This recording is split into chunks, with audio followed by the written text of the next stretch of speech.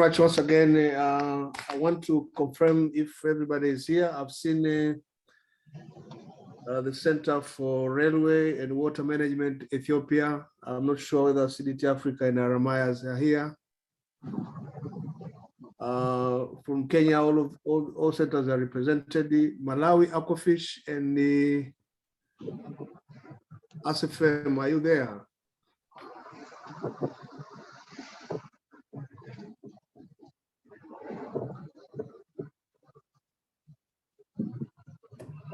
I've not seen it.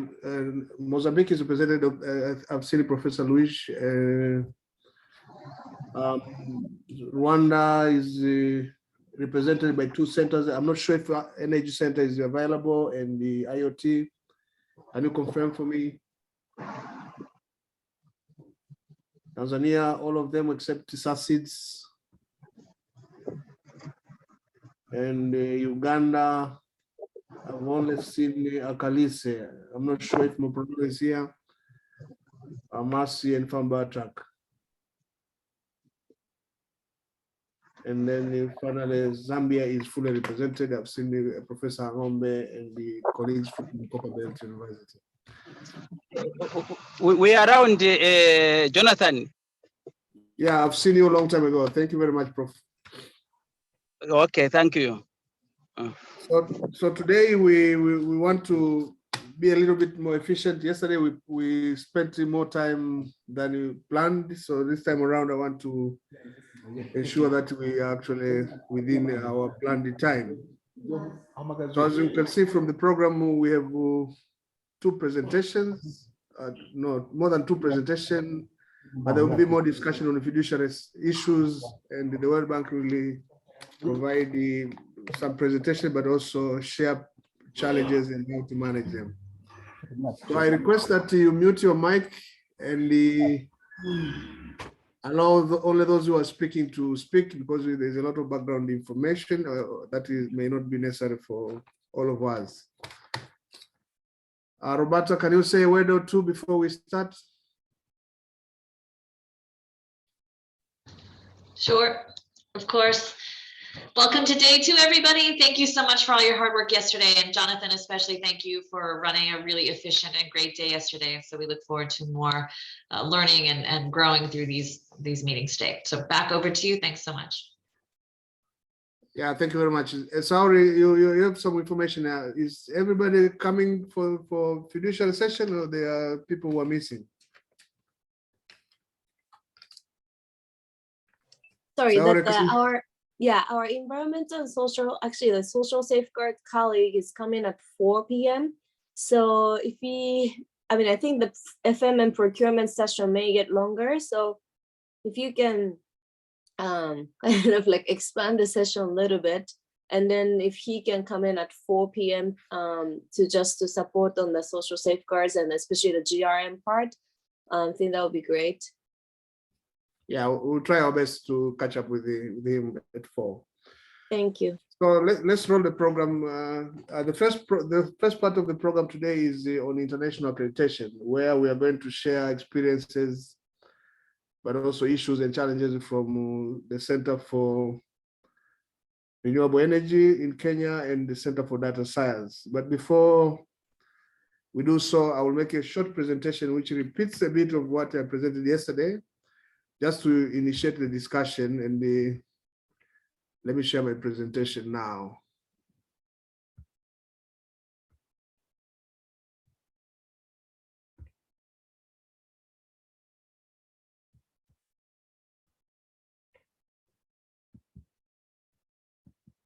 Can you see my slide?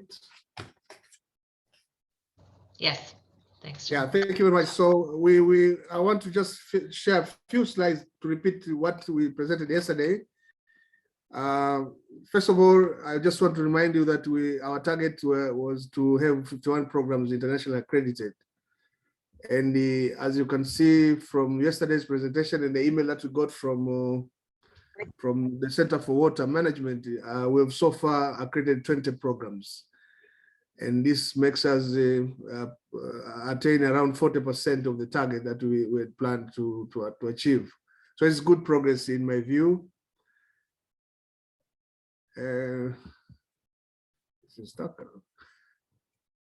So we have a list of programs that have so far been accredited, and what I want to share here is that most of what we've done came from two agencies: DASCA, the Data Science Council of America, where eight programs were accredited from the Center for Data Science, and ACAS has accredited the programs from Aquafish and the Center for Renewable Energy, together with what was reported yesterday by the Center for Water Management.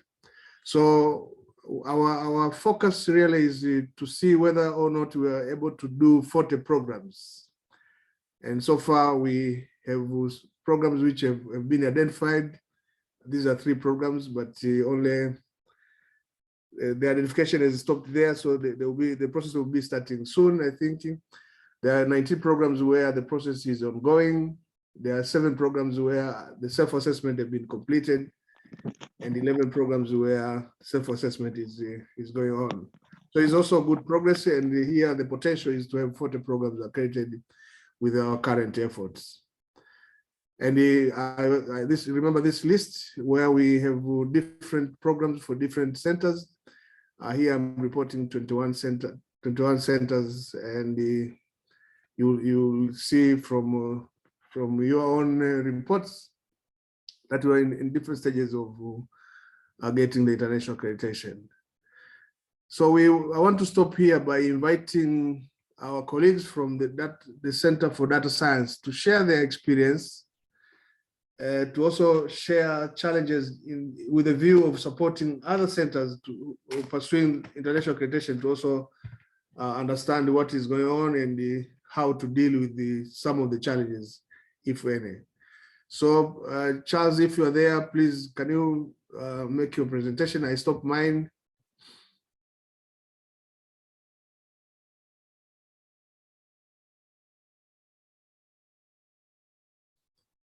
Yeah, thank you, Jonathan.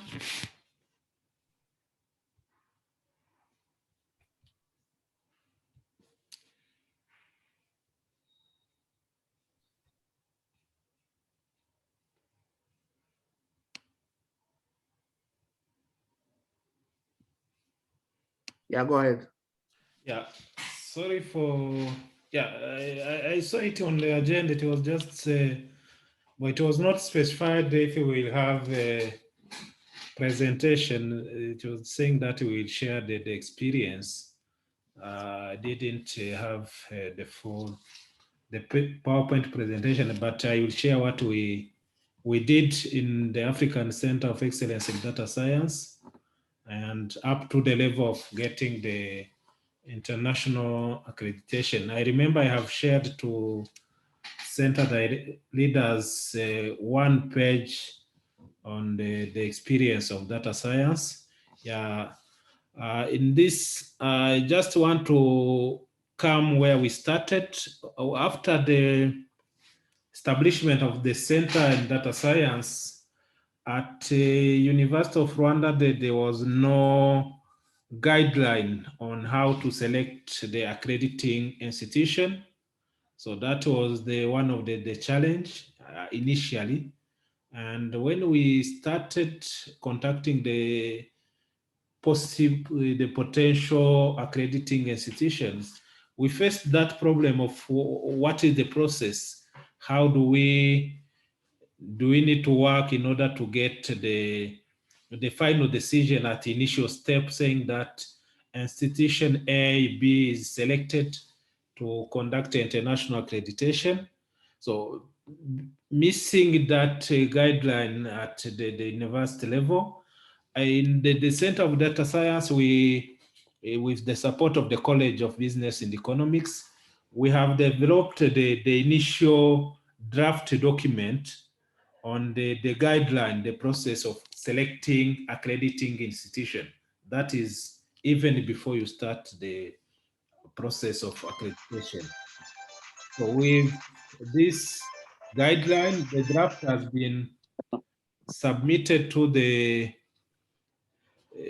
from the college to the DVC academics, And DVC Academics has contacted the different other units and the college, shared the draft document for input and comments. So that was the first step. The document has been improved up to the level of it has been approved by University of Rwanda senior management and academic senate of the university. So after the approval of the guideline for selecting an institution for international accreditation, so that was the first step. And when you go through this guideline, it gives the different steps on how to select the potential or the accrediting institution.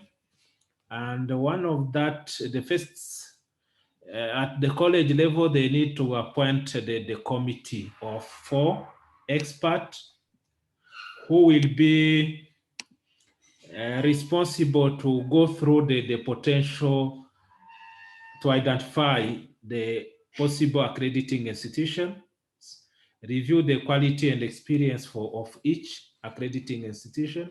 Yeah, based on this, they will prepare a report with all this detailed information, and they will recommend to the principal, the college, the institution to be contacted for international accreditation. So the document, the report is presented in the college council, academic council, for input, but also it is approved. After the approval, the selected institution will be communicated and will sign agreement with university. So for the case of data science, the committee has been appointed of 4 experts. They worked on this different point. One, identifying the accrediting, review the quality, experience of each, yeah, prepare the report, and they have the committee report recommended the Data Science Council of America, because the program we are in the data science, and this institution was found to be the qualified or the best among the possible accrediting institutions. And the report has been approved at in the College Academic Council. Data Science Council of America has been notified, and yeah, with the specific modalities on the payment and the other type of working. The agreement has been, we make draft with the support of the legal office. The agreement has been signed by University of Rwanda Vice Chancellor. So that was the first step, where if an institution has this guideline, so it needs to be applied. Now at the University of Rwanda, this guideline is there. All other centers and the other units where they need international accreditation, they need to follow with these steps and select the potential accrediting institution. So after this, the agreement is signed. The next step will be to work on the accreditation. The institution is notified, and the responsible person at the university who will be in touch with that, the accrediting board is notified. That on this case, the center director was I was responsible for all communication regarding the accreditation process. So when we enter in contact with DASCA for the international accreditation, so they have a different forms. So the forms and the requirement, so the center need to put all required documents and other facilities within the center.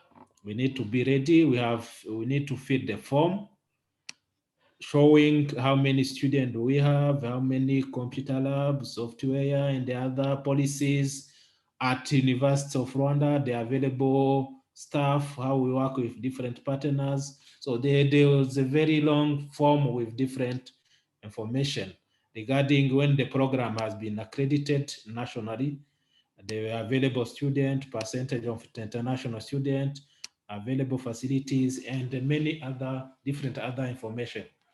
So after filling the form, the information has been submitted to the Data Science Council of America. And yeah, after getting all needed information and the supporting policies within university, a team from DASCA visited the center for 4 days. They have been working with the team of the center for 4 days. One was to go through the needed or the submitted document information, if the form, how the form are filled and so on. The second, they need to visit the facilities. If you said you have these computer labs, we have this office for working space for master student, working space for PhD student, we have available national, regional students. So the visit has been done, and yeah, different other steps. The remaining is, so they take time to go through the submitted document. If there is any missing, so they can conduct the center to submit the policy or any other document.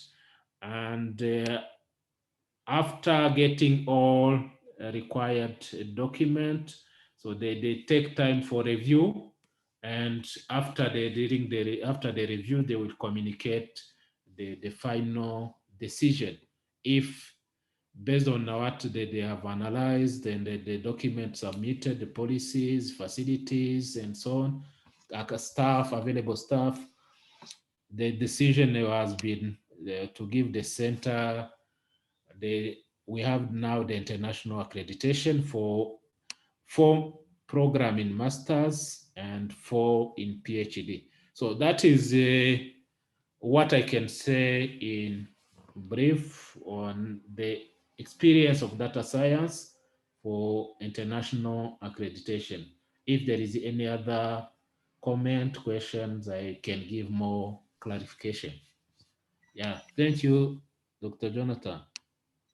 Yeah, thank you very much. This is important because I've seen you've built a system.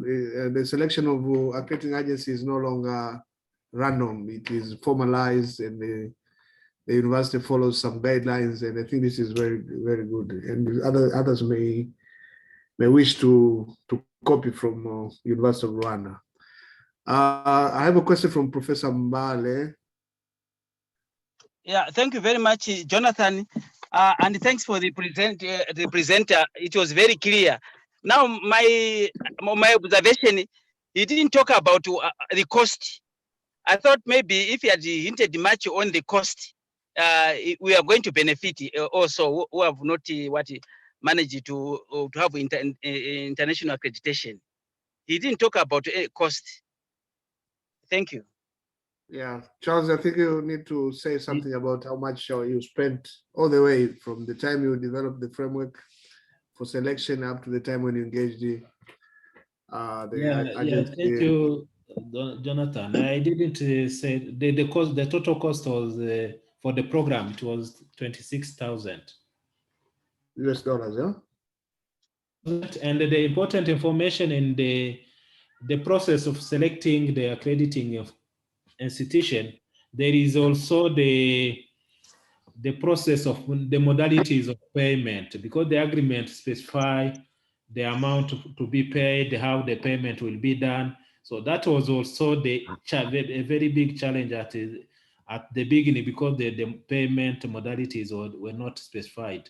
So that is also included in the guideline, and it will be more specific in the agreement. Sorry, yeah, Jonathan. Sorry, yeah. Jonathan, that 26,000, was it for 4 programs or is just a normal charge regardless of programs or what?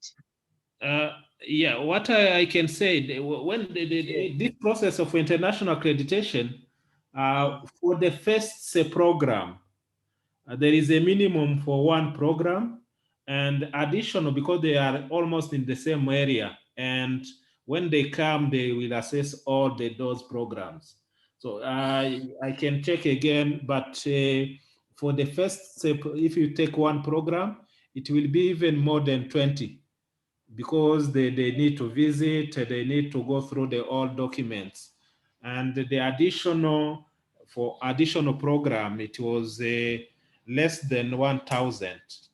So the cost was the first program. Okay, thanks very much indeed. Richard, do you have a question from Mars? Yeah, just a quick one. Do you have an estimated timeline for this? How long do you expect this to take you? I hope I'm heard. Yeah. Yes, yeah. The more normally the process, we have started the contact before. We have been in touch with them, and so we faced the problem of getting that process document guideline. But when you go through the international accreditation, it takes almost 1 year. That is the minimum, because you need to fill out the form, they need to visit, they need to take time for the review. So in average, we have 1 year. I'm also currently chairing another committee in the college on the international accreditation of the master's program in economics. So we went through the same process. We are now at the step of filling the form, because we have notified the selected institution. So after that, the process will take 9 months, and so that is the in average. Thank you. Jude, you have a question? I've seen your hand from. Yes, Jude thank you. There are two. One regards how long does the accreditation take? It is for how long? 3 years, 5 years? Then the second one, it's just a correction. I saw in the presentation by Jonathan, against Akalise, the report was that at Akalise, nothing has been done yet as far as the process of international accreditation is concerned. I think that's a mistake. As we reported in the last meeting in June, already Akalise is working with the University of Milan, the Catholic University of Milan, in accrediting one of our programs, the MBA, Entrepreneurship for Impact. And we are in advanced stages. We believe this year we shall conclude and have it accredited. And then for the other two programs, Master of Science in Agroecology, and then PhD in Agroecology and Food Systems, we are at the level of self-assessment. So I wanted to put this straight. Thank you. Okay, thank you very much. Which agency are you dealing with? We are with regard to Masters in Agroecology, and then PhD, we are going to work with ASIN. But Okay. for Entrepreneurship for Impact MBA, already we are working and we are about to finalize. All right, thank you. Oh, that's very good also. It gives us a pleasure, really, because we want to hear such efforts. So sorry, apologies for not updating our system, but I'm happy and congratulations for the step that you've taken. Thank you. Yeah. So any other intervention?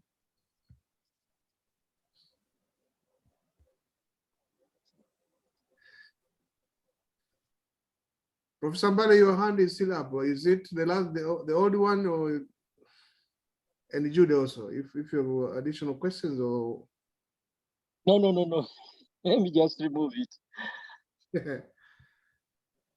Okay, so we stop here. I think there's a lot that you can learn from each other, and let's hear from Peter. Professor Ambrose, if you're there.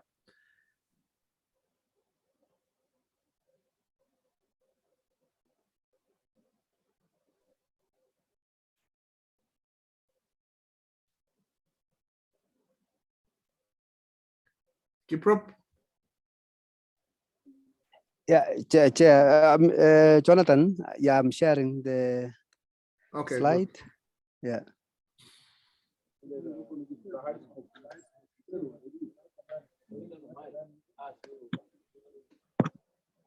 Yeah. Yeah, thank you, Jonathan. I don't know whether you are able to see my my Word document. Yeah, we've seen it. Okay, thank you. I'm just trying to, I will avoid maybe what has been mentioned by my fellow center leader. So as SE2, we were able to accredit 2 of our programs. That's the PhD in Material and Textile Engineering, as well as PhD in Energy Studies. So what I'm going to say that is really needed and is very critical is that you must have a very strong and committed team of colleagues. That is the lecturers, the chair of department, the dean of the school, the directorate of quality assurance, and of course the university management must be supportive at all times. And then as a center, what we did is that we identified a strong team, which we are calling an accreditation committee, so which was really committed and determined to deliver on behalf of the center and on behalf of the school, which houses the programs. So again, we were picking people from the various offices, whether it is quality assurance, whether also from the center. And of course, we were heavily represented in the, as a center. And then we were filling these self-assessment reports, and then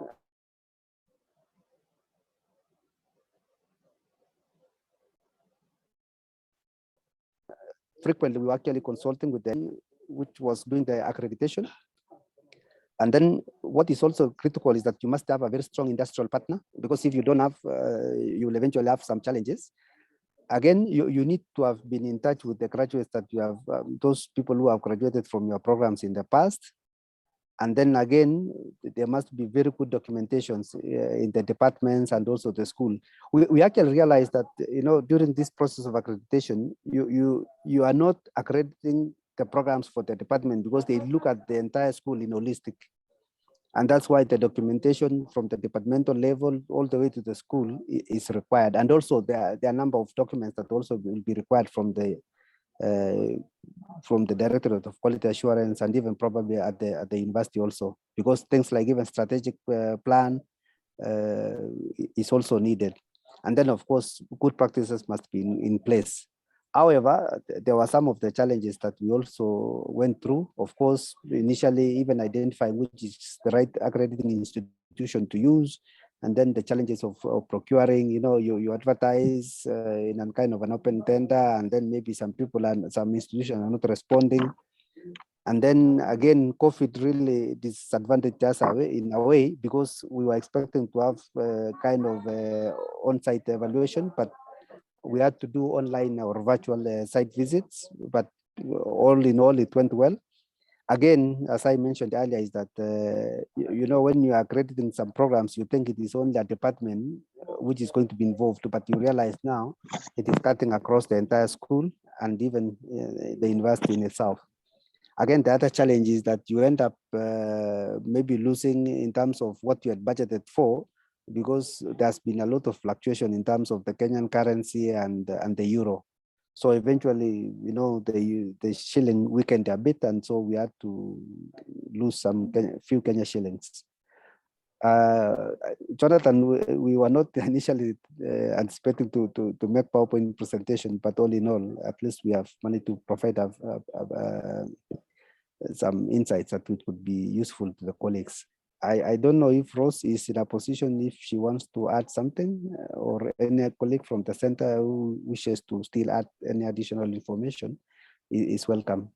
And really thanks for the total support from, you know, the IUCA and of course the World Bank. Thank you. Thank you very much. Rose, can you compliment if you have any compliments to make for Professor Ambrose's presentation? Thank you very much, Jonathan. Professor has put it quite clearly. Thank you for the support.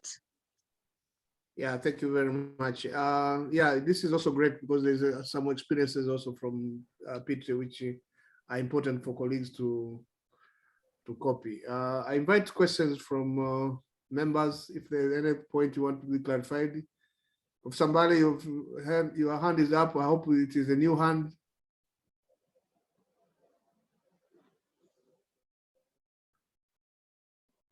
If not, then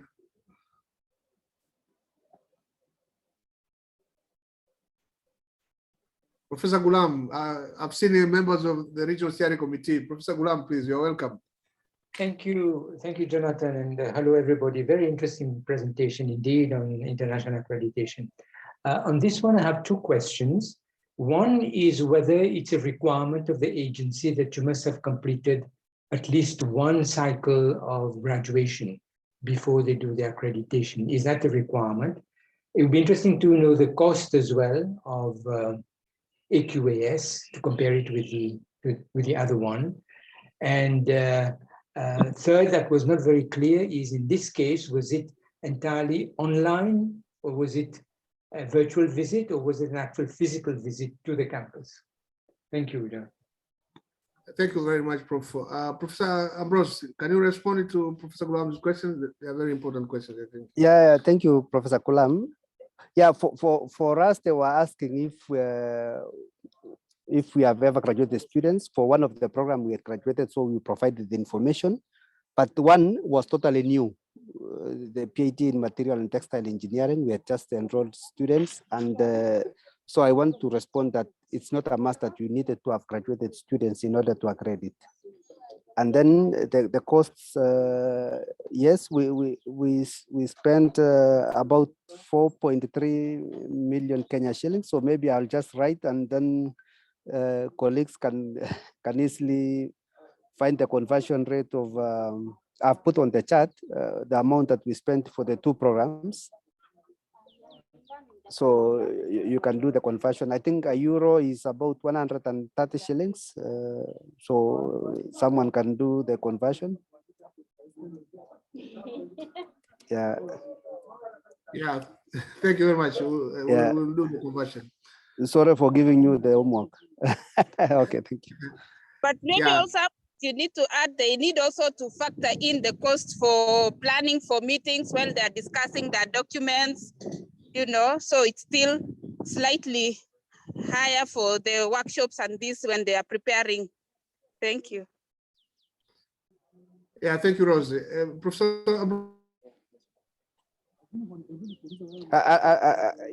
Hello, Jonathan. Hello? Yeah, I just have one small question. Yes. For the program that is completely new, are you supposed to have it accredited by Kenyan authority before you submit it to the agency, or? Oh yeah. That's very critical, Jonathan. We initially accredited also nationally. Mm-hmm. Yeah, and I really want to thank our accrediting institution, that is Commission for University Education. I think they are very thorough, because even when we were, undergoing this process of international accreditation, so many of the things were not that new to us. Yeah. So we believe also the national accrediting institutions are doing a wonderful job. Yeah, thank you. So it's both nationally and internationally accredited. Thank you, sir.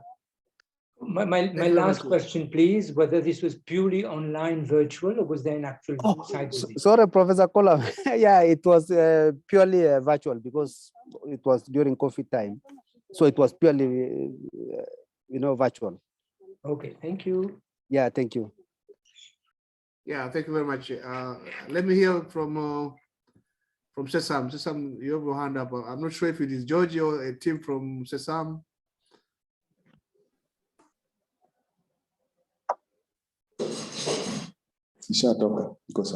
Okay, yeah, thank you for the presentation, Ambrose. I think it was a good presentation, and I think it has also pointed on a number of things which we are also facing in terms of trying to get accreditation. We wanted to understand the challenges which Moi University could have faced with regard to procurement, because in our case that seems to be a difficult process, you know, because we are supposed to procure through the normal university procurement procedure, and there are rules and regulations which then we have to go through, and sometimes maybe the procurement process does not end up being responsive. Then we are taken back again to the same process. So the procurement has been an issue, at least for us, and we wanted to just Moi University to share with us how they did the procurement process. Thank you. Yes, Professor Ambrose, can you respond? Yeah, thank you, Jonathan, for that question from Sesam. So what we did is we actually identified a number of institutions. I think we wrote to almost about 5 of them, but of which some were unresponsive. But of course, with our procurement team, they are consulting with even the PPRA, that is the national body which is dealing with procurement, and they were advised that in every stage that they could go ahead, because so long as they had complied with the regulation. Allow me also maybe to ask Dr. Rose Ramkat, our this deputy center leader, to see if she wants to add something at this juncture. Thank you. No. Thank you, Prof. I think that's well said, that in relation to procurement, actually, and as they've raised their question, I think we had also the same problem initially, because it kind of derailed us, because we kind of took only the ACAs and submitted, but then the procurement said no, and so we had to begin afresh by submitting all that 5, as Prof has said. So the first thing they need to really do is to really discuss it very clearly with their procurement, and even sometime our legal had to clear us, because initially when we had one, but then after that, when we worked with procurement, it was quite easy, because, you know, all support documents, they are the ones who will prepare and evaluate finally. Even if it is one, then they know the rules that they can apply. Thank you. Back, Prof. Thank you very much. I think this is also important, because the procuring a foreign agency in some countries may be a little bit complicated, but it's good to know earlier, because if you prepare well, like the way you are presenting, I think it is possible that we do. Another challenge also was in the exchange rate during payment. Sometimes you find that because it is foreign, then we needed to do a contract that was going to be signed with our university and the other university. And you see, you put this cost into the agreement. And sometimes you find that then the exchange rate goes low, but this agency was okay. But then again, you have to discuss and know who meets the cost and all this. So sometimes that is one thing that the institutions also need to note, that sometimes you have agreed it will be these euros, and then when you do conversion into shillings, you know it's this amount of shillings, but during that particular time again, then there's that challenge, and it's like you have to ask, they have to ask very clearly until you know who is going to pay, and then you will either have to top up or sometimes, you know, so again, it is important that your legal office will be involved, because you're signing the contracts, and if there are these variations, then you should be in good terms with discussion with your legal officer, knowing when they are assisting you signing the contract between the two institutions. Thank you. Yeah, thank you very much, Rose. Any other questions? Professor Mbale, your hand is up. Is it still the same hand that you used before, or is a new one? We are switching it off. Yeah, I'm asking Mbale also to check whether this is a new hand or.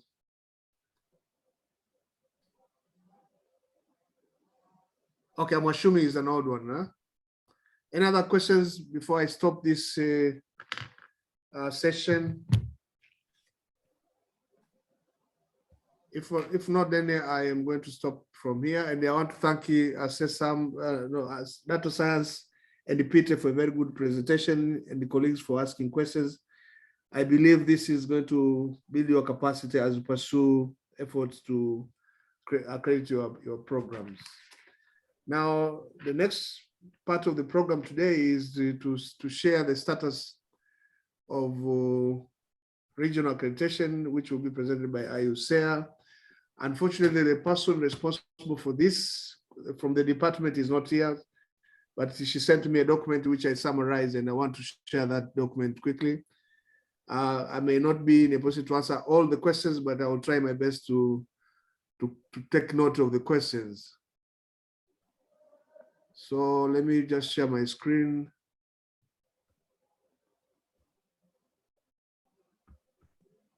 Can you see my screen? Yes. Just confirm. Yes, it's okay. It's okay, Jonathan. Thank you very much. So remember, during the last meeting of the project, we presented our effort to develop a regional framework for accreditation of programs. And I want to inform you that the framework has been developed and approved by International Council for East Africa. Standards and guidelines were also developed and approved by IUCEA. And the operationalization of the standards and guidelines will be starting with a pilot next year, and some of the essays will be contacted to participate in the pilot. So this is how the document looked like. The document title is the Standards, Guidelines, Processes and Procedures for the East Africa Regional Program for Accreditation. And this was approved in June 2021. So I want to give a few highlights on the framework and especially on the standards and guidelines. The guidelines will act as a key recognition document, and we are going to have a regional seal. Operationalization of these standards and guidelines will be through developing procedures and processes, and the standard guidelines will be reviewed every 5 years, while the procedures and processes will be reviewed as and when the needs arises. So the regional accreditation framework will serve as an external quality assurance tool, and it contains internationally recognized criteria. It also contains the aspect of relevance of the program and graduates. It has the quality of the curriculum, staff and facilities, appropriate modes for teaching and learning, provision for recognition of prior learning, and some aspect of student mobility. So I want to share some examples of standards and guidelines. There are 17 in total. We have one for the requirement that the program be accredited by the National Commission or Council or accrediting agencies. This is important because before you seek for regional accreditation, you must have the program domesticated in your respective countries.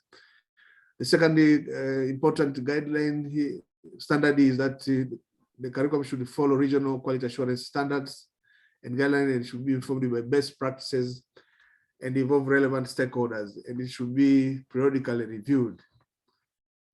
The third example is that the curriculum shall demonstrate its consistency with the East African Quality Framework for Higher Education, and in this case, providing for clear progression pathways, adequate content, and take into account consideration of student diversity, which is important for regional program. And the fourth standard here is that the program shall be supervised by adequate and relevant staff with the prescribed duration of the program, and this is important for postgraduate training. So there are there are 17 in total, and these are the contents of the standard guideline that I want to share. The framework also provides the procedure, and here the procedure is there are 10 actually ways in which this document is going to be operationalized. So there's a procedure for application, procedure for evaluation of the application, procedure for review panel, for the review panel and review of the program, and the other aspects, and these are all in total 10.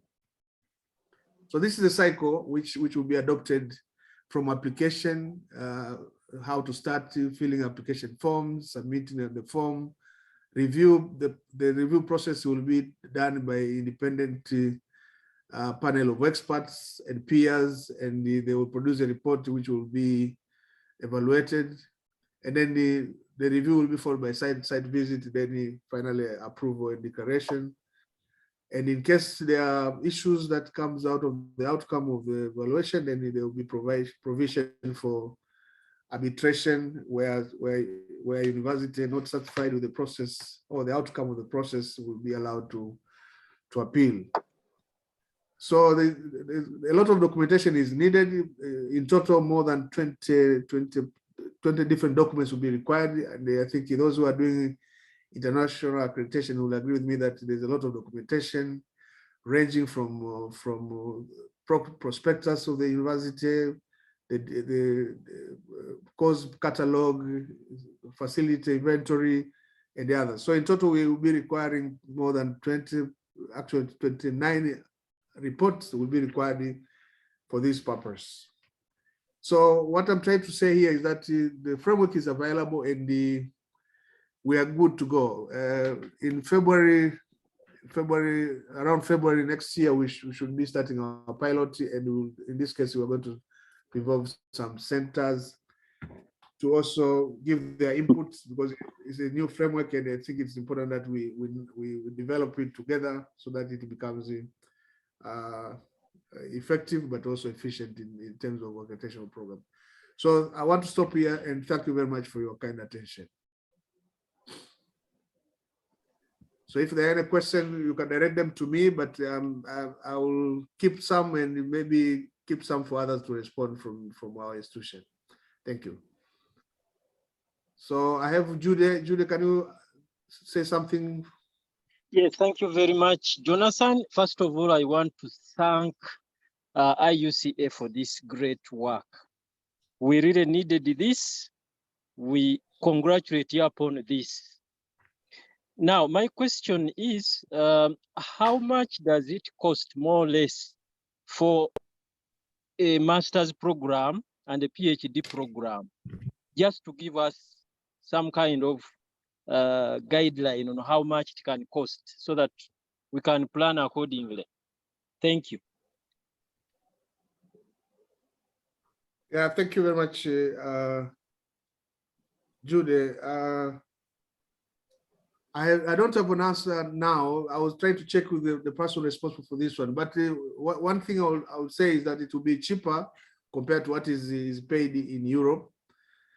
But during the pilot, we should be able to establish exactly how much it will cost, and this will be communicated. But for now, the person responsible has not responded to this question, because I had asked this question earlier this morning, but she has not responded. All right.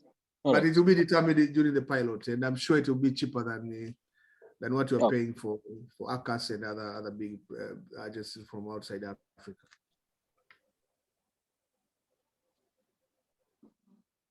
Any other question? Professor Mbale, your question, your hand is still up.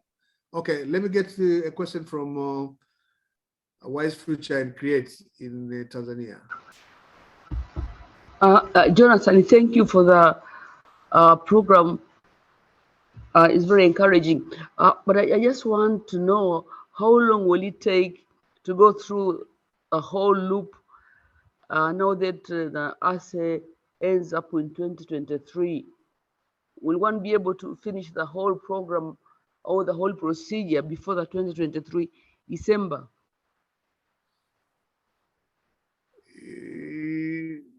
The answer is yes and no. Our assumption is that centers will still be there, and IUCA will still be there even after the project is ended. So it is possible that it will take a year. It depends on the process, but it will not be affected by the life of the project, because this is going to be domesticated in East Africa. It is our framework, and therefore we should be able to finish even beyond the project life. So yeah, that is the answer that I will give for now. How long it will take, that will be determined by the pilot. I hope I answered the question. Yeah, there's a DLA attached to the regional accreditation. So will one get the DLA or not if it takes longer than the 2023, or if you get it, let's say, a year later? Let's hope that we do within the remaining time, Prof. And yeah, because of that, for that purpose. But the framework will still be here even beyond the project.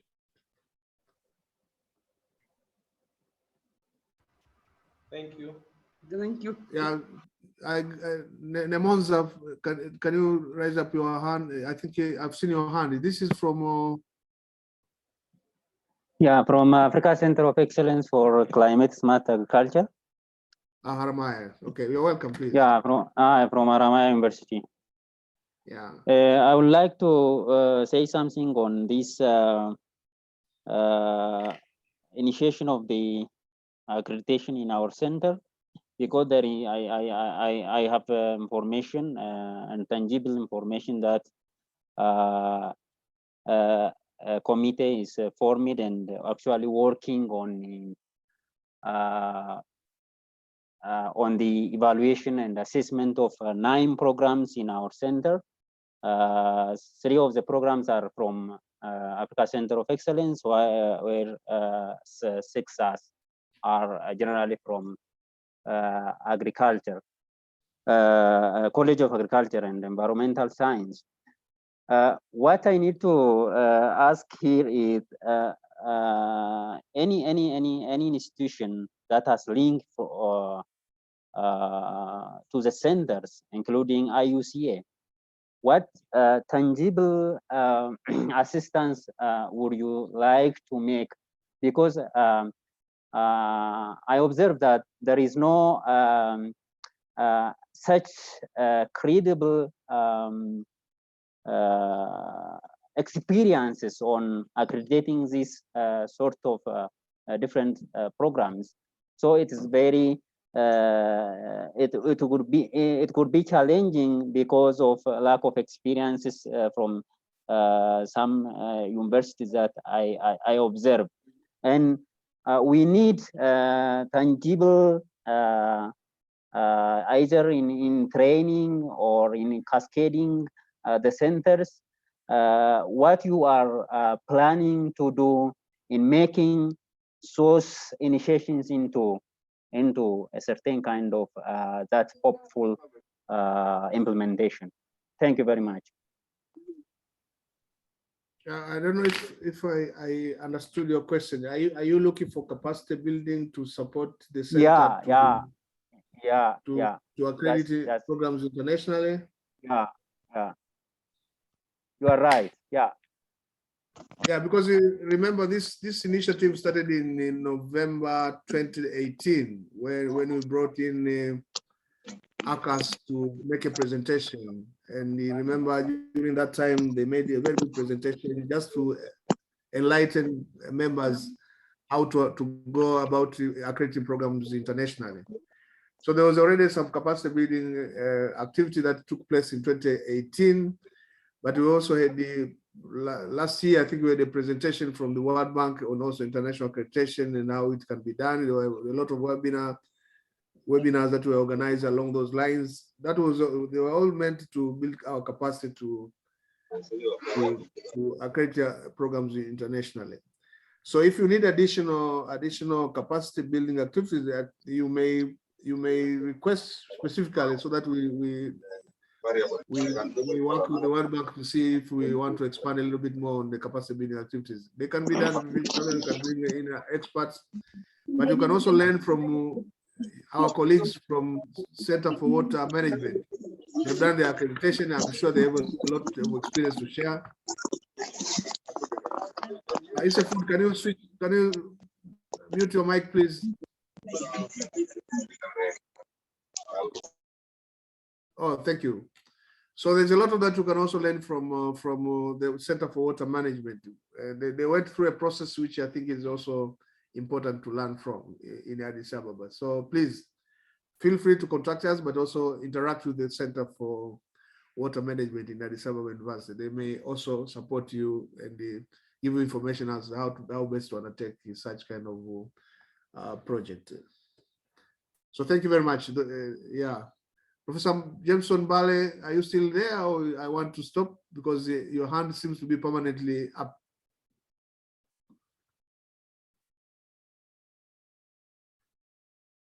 So if there are no questions, then I stop here and move on to the next session, which was supposed to be starting at exactly 3, which is exactly what the time that we're starting. And I want to invite Saori to guide us on this process.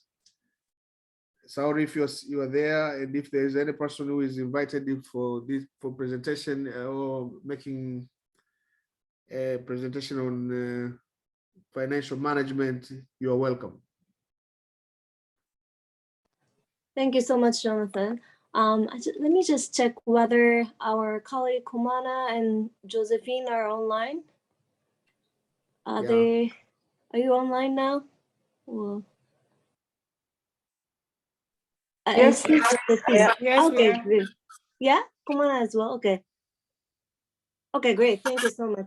So for this session, we will combine the FM and procurement all together. And then I would like the ACEs to present their progress and then challenges that they're facing. And then our colleagues from FM and procurement can respond to your issues. So originally I was thinking about all the ACEs to present, but it looks like some ACEs may not have any problems. So I would like to invite the ACEs which have some issues and also want to share any progress on the procurement and FM issue to present. For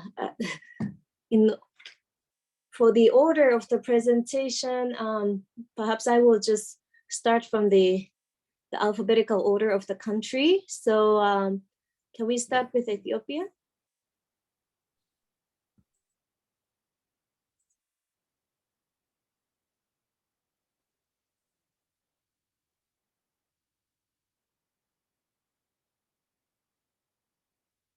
Is any of the ACEs from Ethiopia would like to start? Yes, may I start? May I say something? Sure, please. And then please introduce which center you are. Thank you. Yeah, I'm Feleke from Center for Water Management at Addis Ababa University. Of course, we have some issues, challenges in achieving some of the DLRs related to finance management, which is mainly, of course, linked to university. So we really would like to, and we are asking support from the World Bank Country Office to really to facilitate some of the issues, such as this internal audit, audit committee, internal audit issues, and some issues related to finance manual preparations, finalizations, or approval. And the other issue is linked to procurement. So, of course, our procurement has been audited for the last 3 years now. This year, we are recruiting an external auditor for procurement, but we are facing some challenge because the verification by the World Bank Country Office here requires that we have to really strictly follow the procurement plan, so annual procurement plan. We agree that for major procurements, we have to follow the plan, but as this is an academic institutions, and there are a number of requests from researchers and students, and we are trying to be flexible on these issues because some students may require chemicals, reagents, some minor equipment, and professors also may require something to do research. So it may not be possible to completely, follow the procurement plan. So, and also we have, again, issues related to supply, considering the prevailing situation in the country. So we have always, we initiate procurement, and there are always some delays due to issues that are beyond our control. But the World Bank office here strictly, requires we have to adhere to the procurement plan, and we are facing really serious challenge. But we don't have issues related to misprocurement or something like that, the major issues, but most of the issues are this procedural or delays related issues. So I would like really strong support, because it's an academic institution. So of course, as long as we follow the procedure, and as long as there is no issue related to misprocurement, then we really need the verification process to be somehow, flexible and take into account the situation in an academic and research institution. Thank you very much.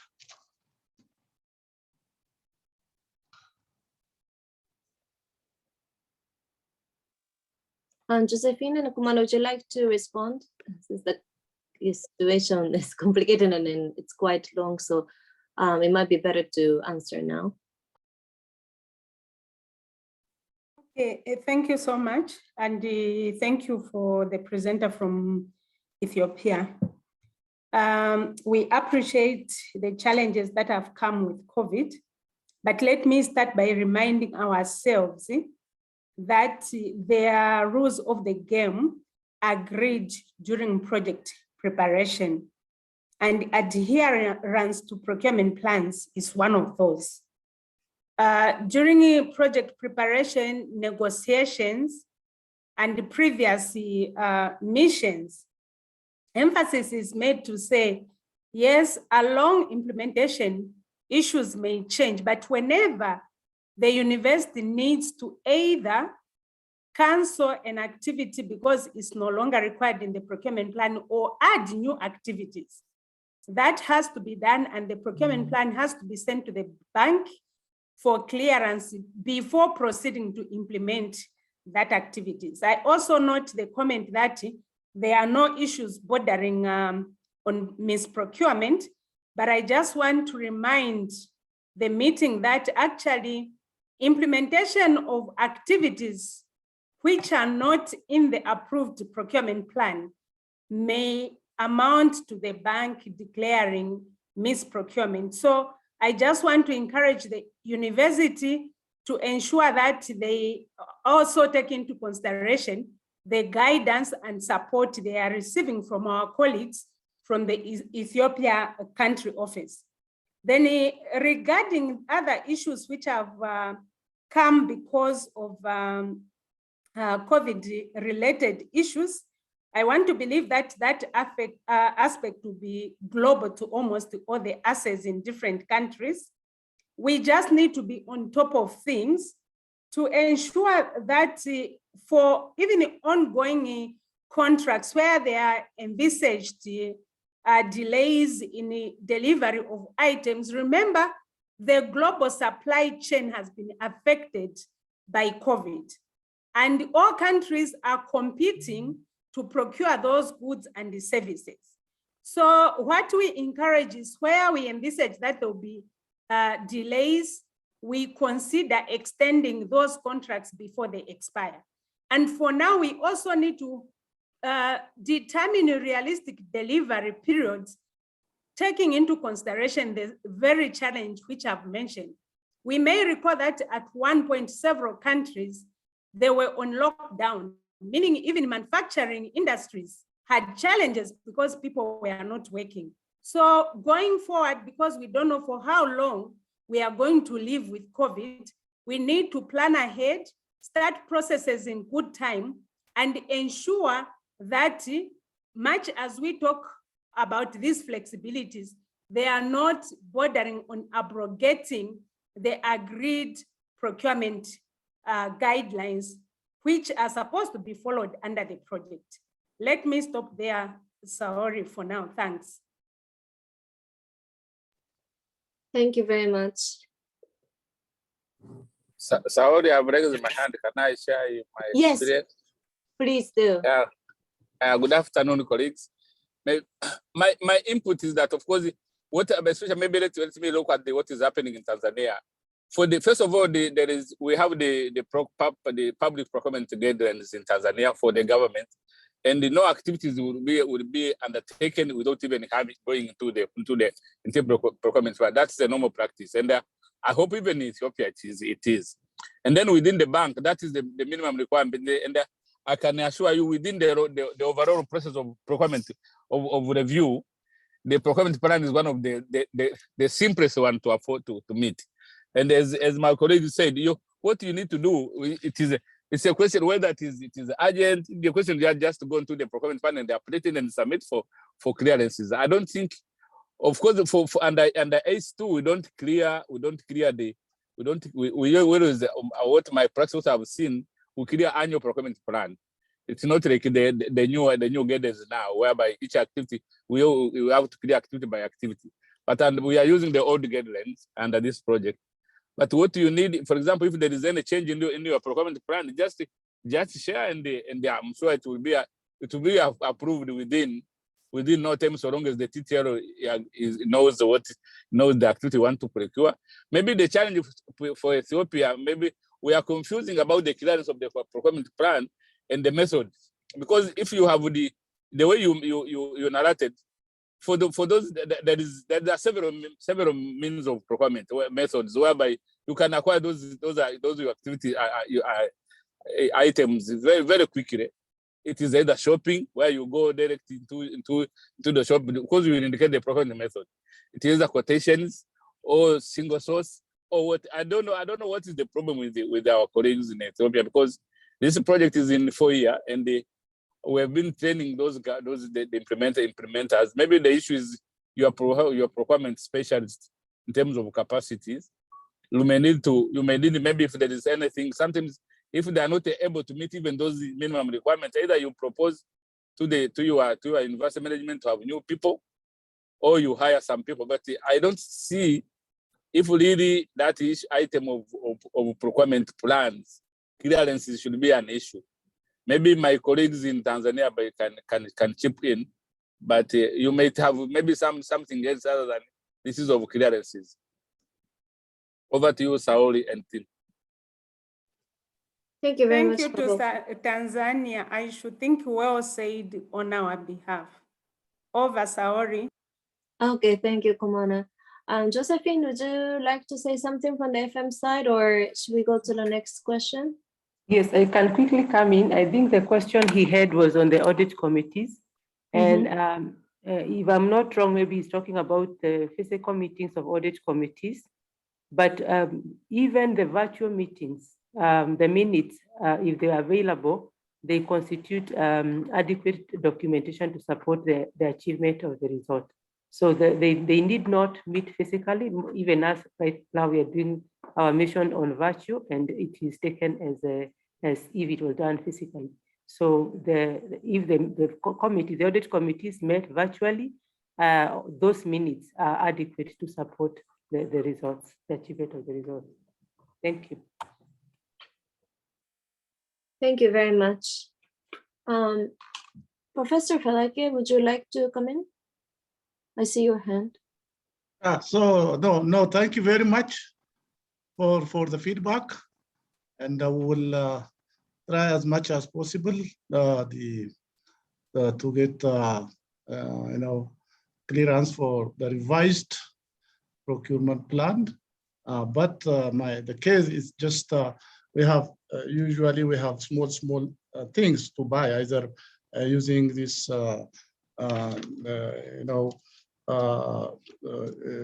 just simple items for research purposes. So that is the main challenge. We buy usually small things for field work or for lab research work, for especially for students. So but those items may not be possible to specifically, or to specify all the items in the procurement plan. So that was my concern. So I hope you have captured my concern. Thank you. Sorry, may I come in again? Yes, please. If that's okay.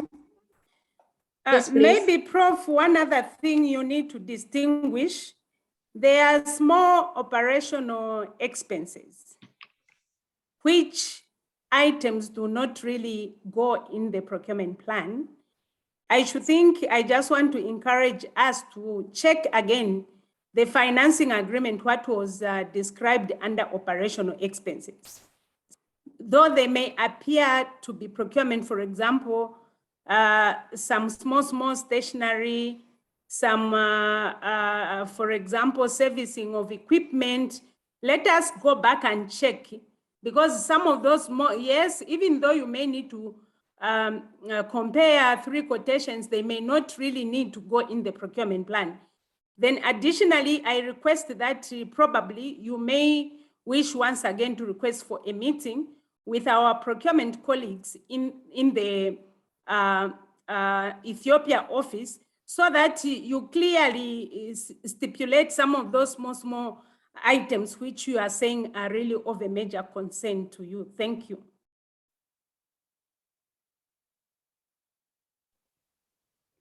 Thank you very much. I hope it answered the question. And then I think if you can consult also with the country office procurement officer, that would be great. Is there anybody else from Ethiopia Center who would like to address some issues? Okay, so if not, I will move on to Kenya. Is there any center from Kenya who would like to come in? Okay, I see the hand of Professor Gizachu.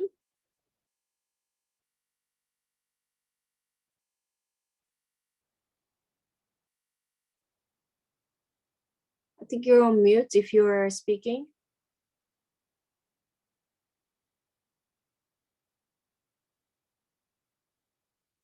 Professor Gizachu Lemomsa.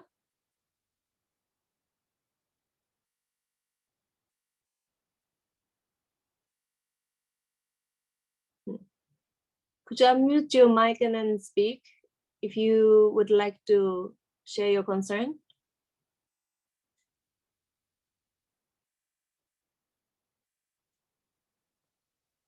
Okay, maybe when you become available, I would get back to you. Is there anybody else from Kenya and ACE who would like to talk? Hello. Oh, okay, sure. Don't you hear me? Yes, I can hear you now. Yeah, I would like to say something on the progress of some procurement activities in our center, in Africa Center of Excellence at Aramaya University. Okay. And we have some challenges. I think that they are. I don't know if they are maybe resolvable. We have already conducted independent procurement audit of 3 years with a result indicating 36% low risk and 64% moderate risk. And their procurement of laboratory equipment is going on actually on a good progress. Because we have completed the procurement of some video conferencing, and by which supplier company has already handed over us.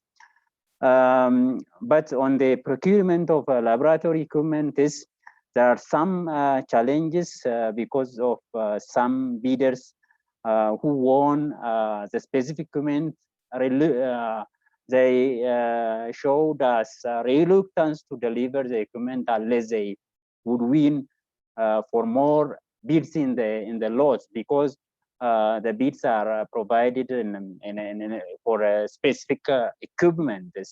And these are the challenges that we are facing. I don't know if as an expert you would suggest the way to get out of these challenges. Thank you very much.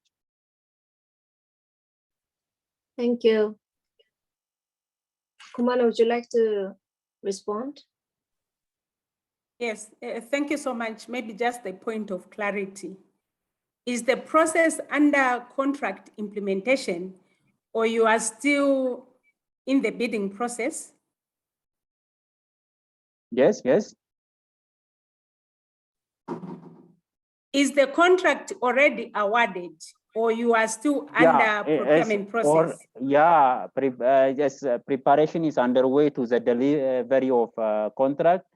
No, it's a preparation to open letter of credit is already underway for the laboratory equipment.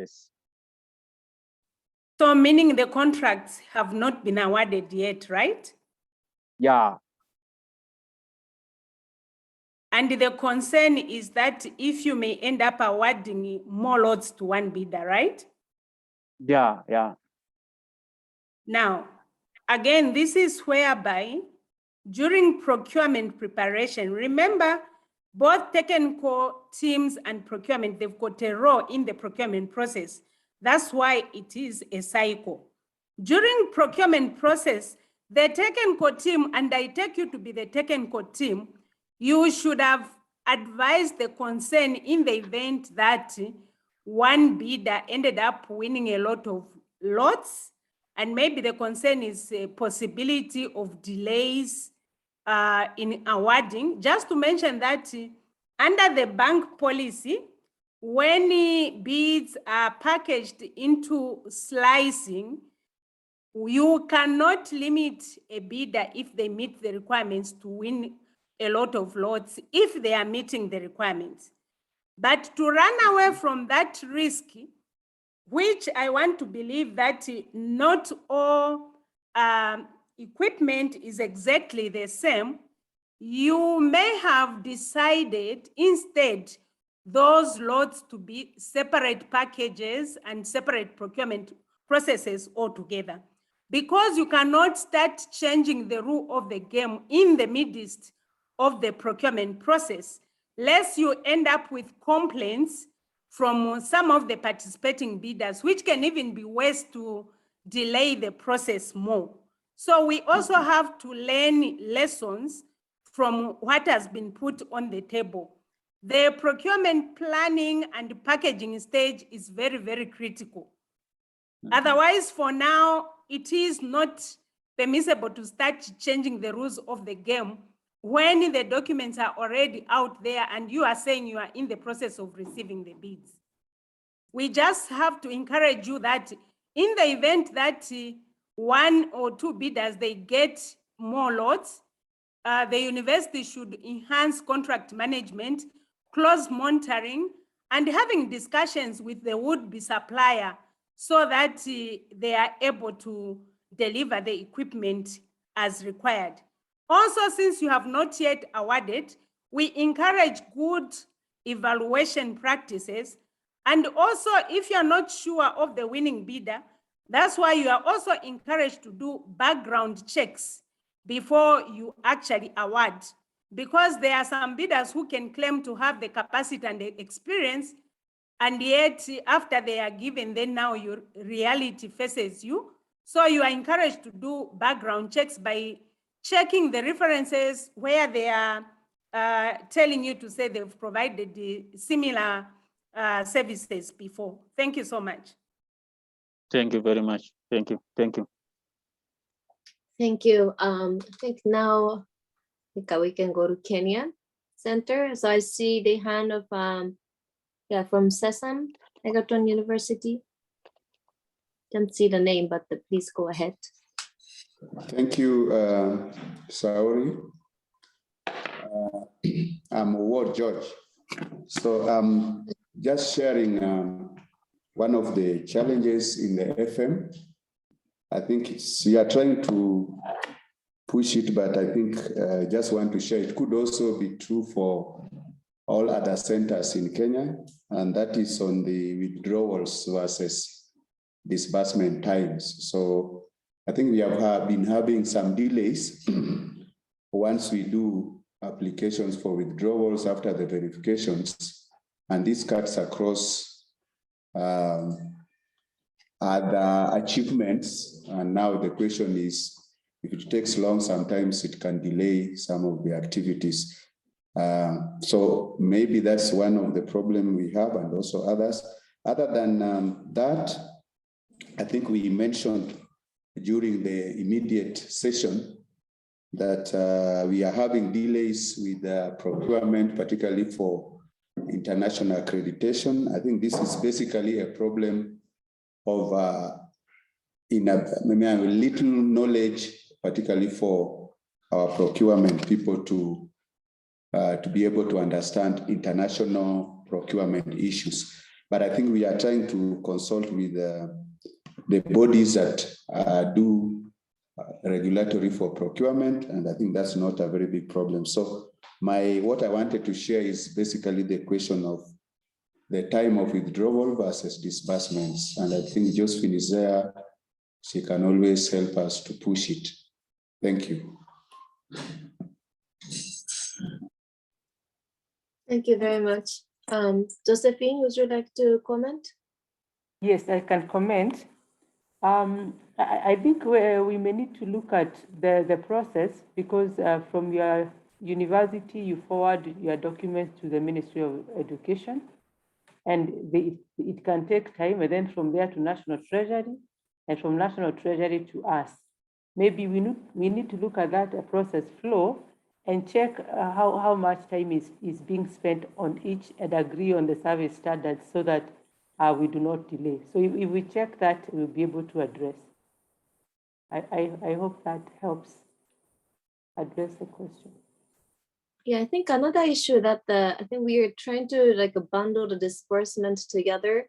So I think there could be some time delays, but when it gets dispersed, they will be dispersed in a big amount. So if you may need some even small money quicker, we may be able to adjust a little bit on the withdrawal process, and then maybe you can request for withdrawal for the smaller amounts that you achieved first as well, if you really need the money urgently.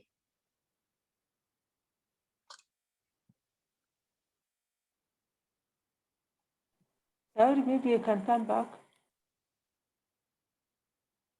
Yes. Yes, this comment is not for Kenya, but it had been shared by other FMSs who had indicated that some of the documentation that is being submitted for verification is not streamlined. So for DLR3, the FMSs will be resharing that matrix that we usually check, say for audit committees, what documentation should you attach for each of those, because they indicated that some of the documents are not coming. Maybe one university presents this, another one presents this. So the streamlining of it, and then delays. There are some cases they're indicating that you have to really follow up, like pleading for the supporting documents to be submitted. So maybe the ACEs, they know themselves, those who have gotten several reminders from our FMSs, they need to pull up. Thank you. Thank you. I hope it answered your questions. Kaboko, please. Mine is just a small comment, maybe it's a question to our colleague in Kenya. When they mentioned about the challenge on procurement, they mentioned about they have a challenge on international procurement, and they specifically mentioned about procurement related to accreditation. Is international accreditation, I think, that if I heard him well, But I'm wondering, maybe our colleague on procurement specialist can come in. Is that procurable item? Because me, I was thinking that the issue related to payment of fees or whatever is from the, it should be part, it should be part of operation, not procurable. I don't know what he mentioned about what kind of procurement related to international accreditation. Maybe I didn't get him well. Over to you, Sayo. Thank you. Kumana, do you have any comments on? Yes, please. I didn't hear the international accreditation.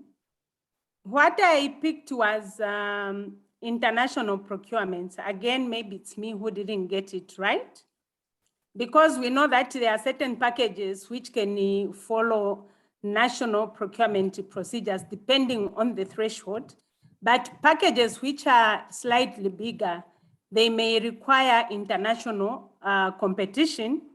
And my understanding from the presenter was that their procurement staff, they appear to have limited experience in the international procurement.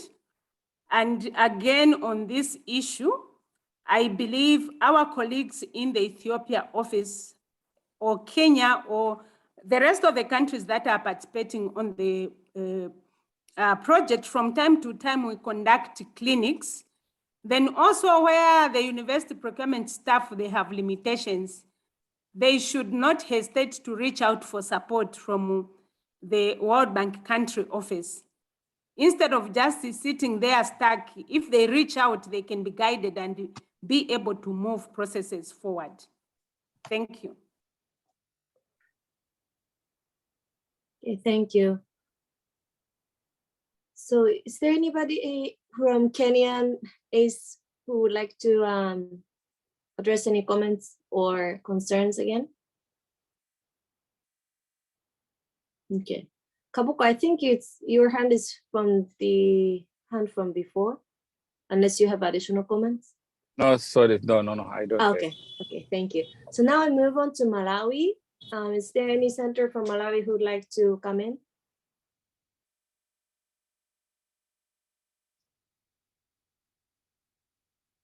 Okay, I don't see any hands. So now I'll move on to Mozambique.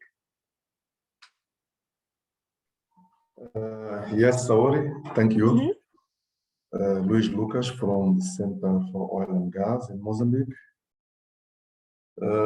Just a few words about this discussion. To say first that the person in charge of procurement and all the fiduciary issues is not present at this session.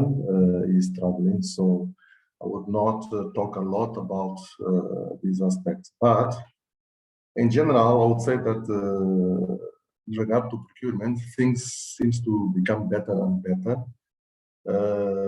I think that all the actors regarding procurement, I mean the center and also the procurement authorities at the university, including the deputy vice chancellor for this area, all these actors are now better understanding how to integrate this project and make this project move faster regarding procurement. So far, but you still feel that you have challenges in front of us. I think the biggest challenge that is coming is the process of starting the construction of our building, and this is going to be something that is going to put at proof the procurement system that is in place right now for this project. But so far you are comfortable, and we feel that you have a strong support from the university authorities, but also from the local World Bank team that is led by Anna-Menez.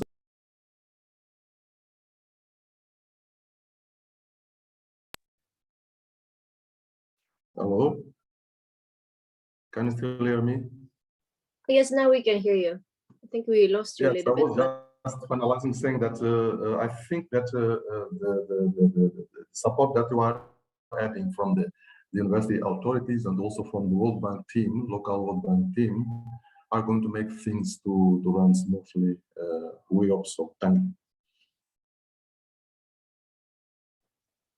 Okay, thank you.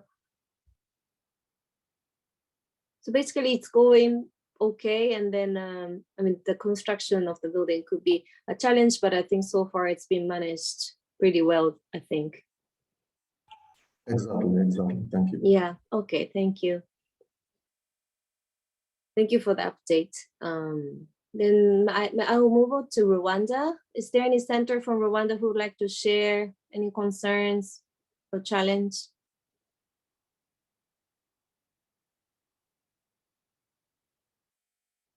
Okay. Then Tanzania, please. Is there any center who would like to share the concerns?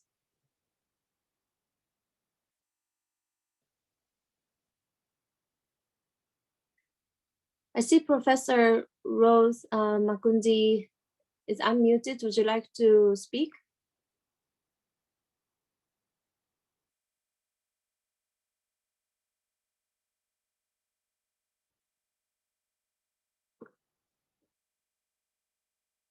Although we can't hear you.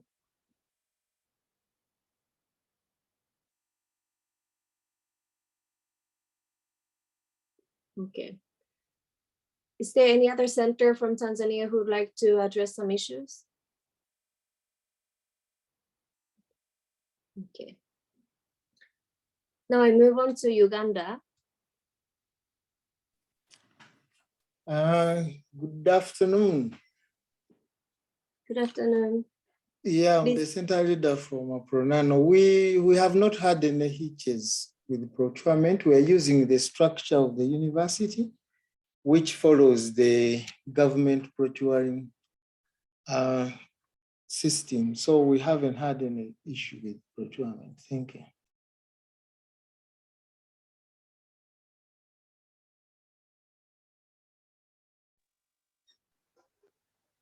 Hello.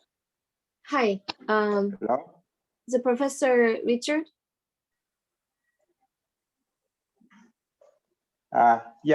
Richard from Mercy Makerere.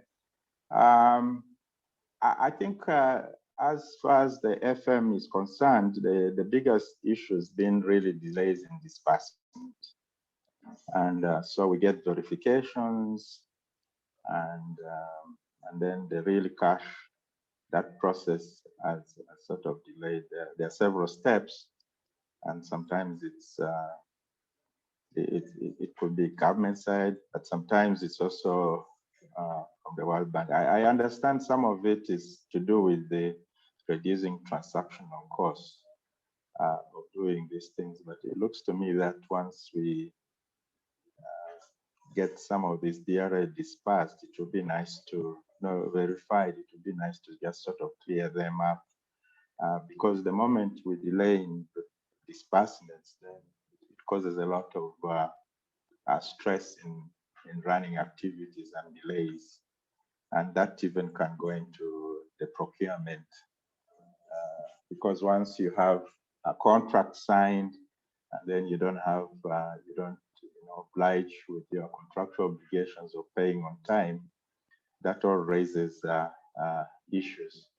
And for, I think DRA 3 and 4, if I'm not mistaken, and my colleagues can correct me, that is normally internally done, but it looks like we're actually late by a year or so. We're still doing 2019, and so 2020, 2021 is not even requested for. So I think those delays do cause problems.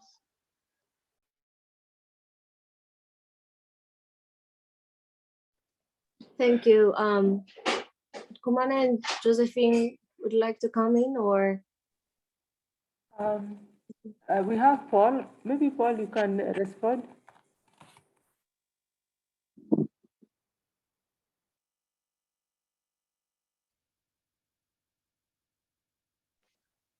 Sorry, who can respond?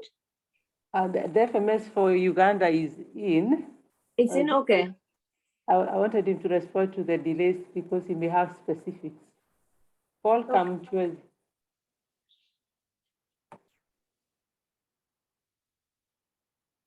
Okay, somebody else. Okay, he's on. Thank you. Hello, Josephine? Yes, please go ahead, Paul. I know I think you had already raised the issue. Maybe I didn't listen to the other members.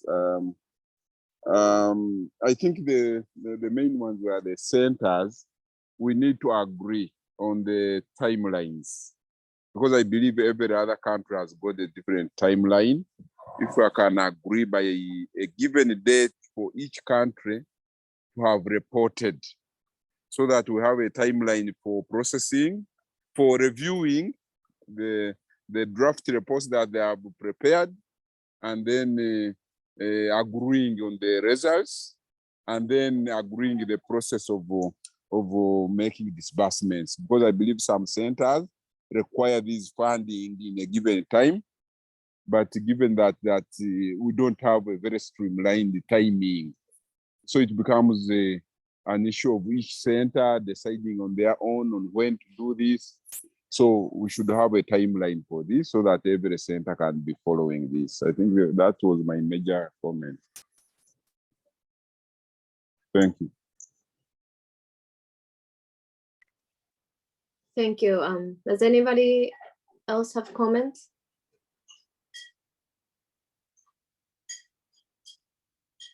Professor Jude? Yeah, thank you very much. First, I want to respond to what Paul has just mentioned. It's true that actually in Uganda, there wasn't a clear timeline for submitting reports for DARR 3 and 4. But the current new chief has suggested, I think, March, that beginning with next year, we should always submit by the end of March, and that by June, he hopes that the results would be out. But then I wanted also to reiterate the issue raised by my colleague Richard.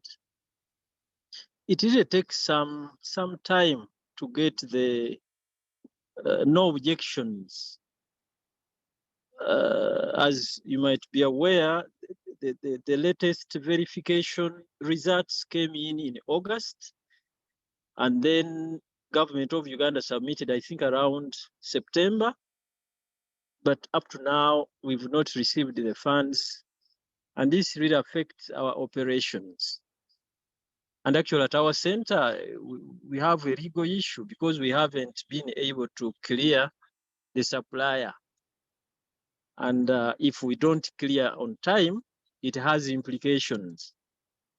So if something can be done about it, we would really be very grateful.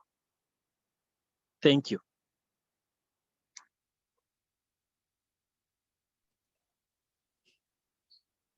Thank you very much.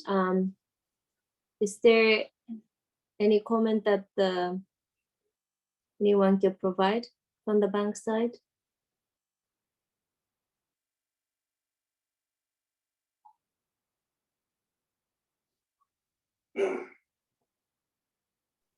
Maybe the Uganda team can confirm whether they have received that request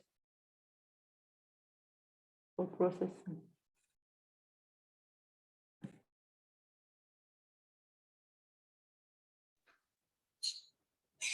I think maybe this could be the TTL who would easily answer it. For me, I was referring specifically for DLI 3 and 4 because they usually come in at different times. But I think they are referring to the main DLIs which have got big disbursement amounts. DLI 1, 2, and the others, I think. Professor can highlight on which ones for the report. I know for the Matters University, for them they submitted even for DLI 1, DLI 3 and 4. And it's the only center, for me, those are the ones I look at. They are the only center that have submitted. The ones I have looked, I have seen, but the others have not, and they usually get this. Usually, this DLI 3 and 4 usually gets disbursed at the same time. But I think the professor was referring to the other general DLIs, which have not been attended to.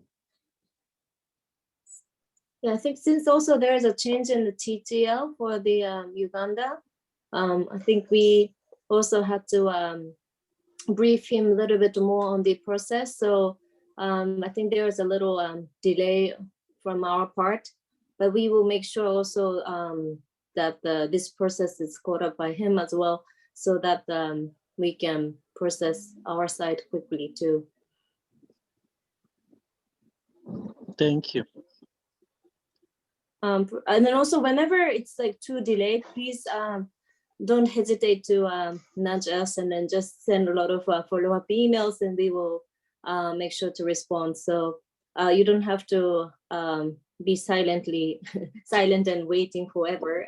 Please reach out to us, and then we will take actions if it's too late.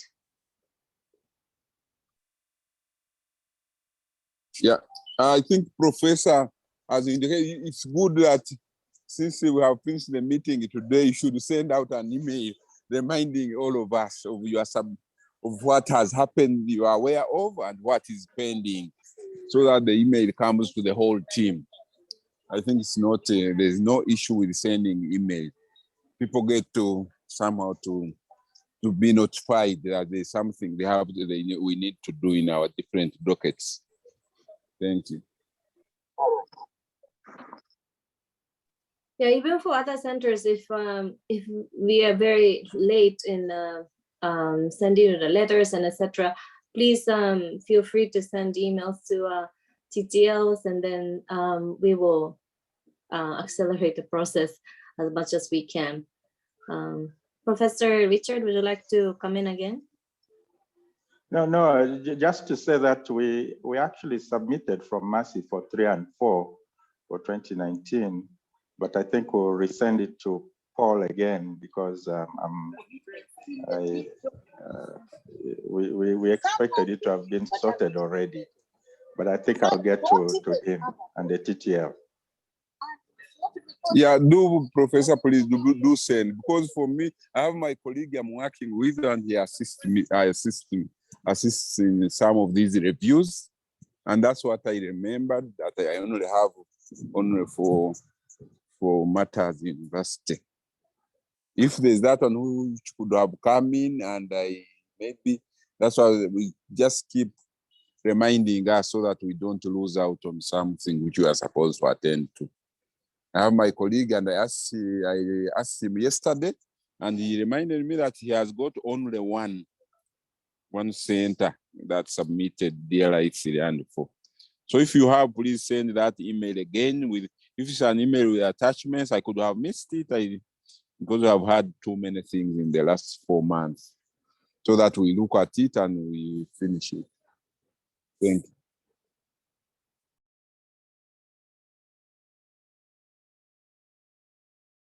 Okay, if there's no other question from Uganda team, I would like to move on to Zambia. Is there any center from Zambia who would like to address any challenges and concerns?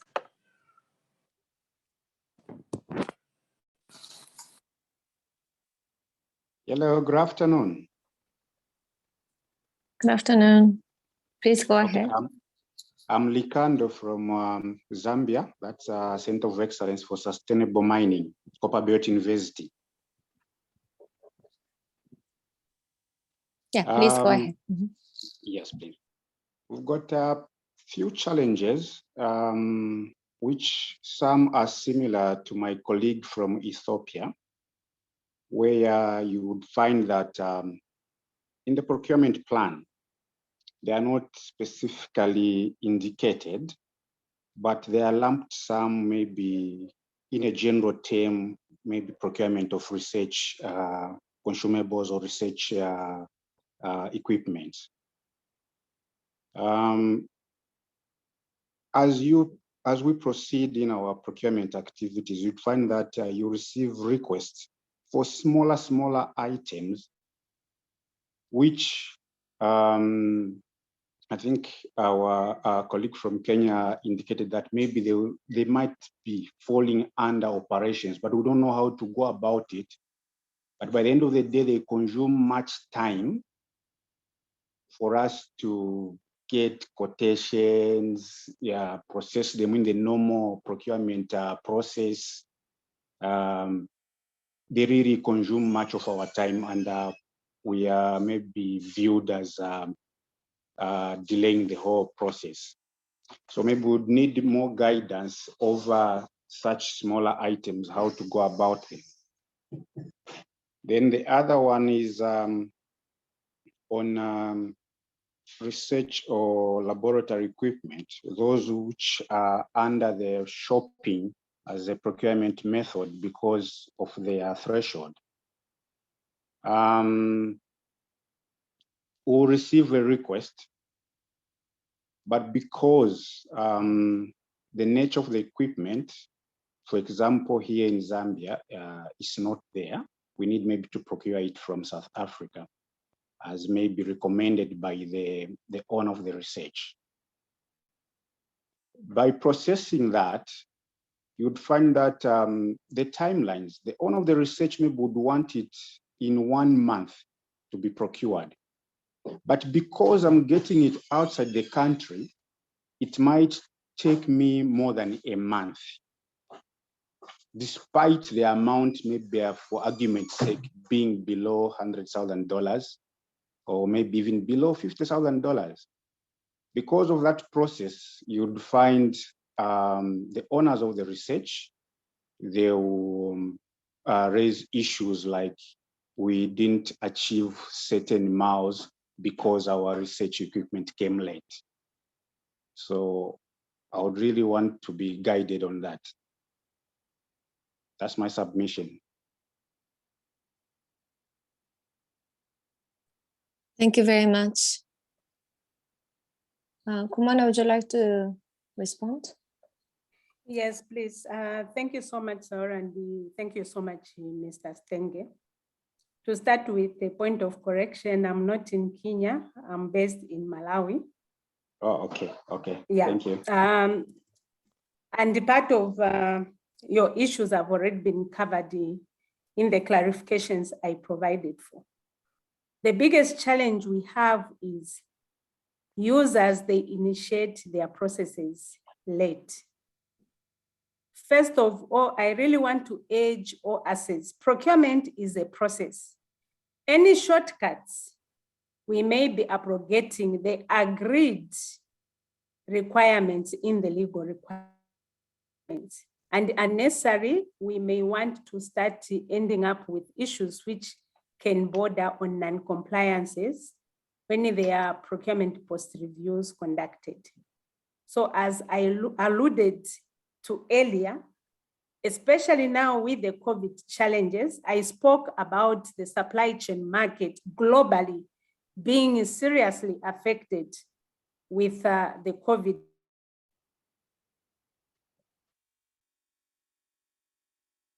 Start our processes early.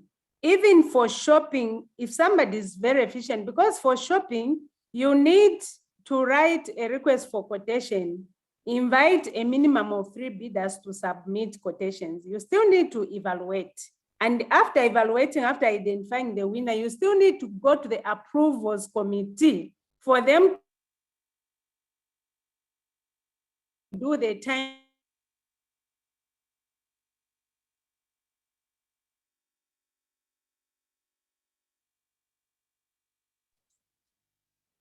Kumana, I think we can hear you now. Can you hear me now? Oh yeah, now yes. Yeah, so what I'm saying is for procurement colleagues in the universities, maybe let us help our users and our technical colleagues to understand the timelines, even in the simplest procurement cycle. For shopping, which is the simplest in terms of goods, if somebody is very, very efficient to include the process and also the delivery period, you need about 2 months.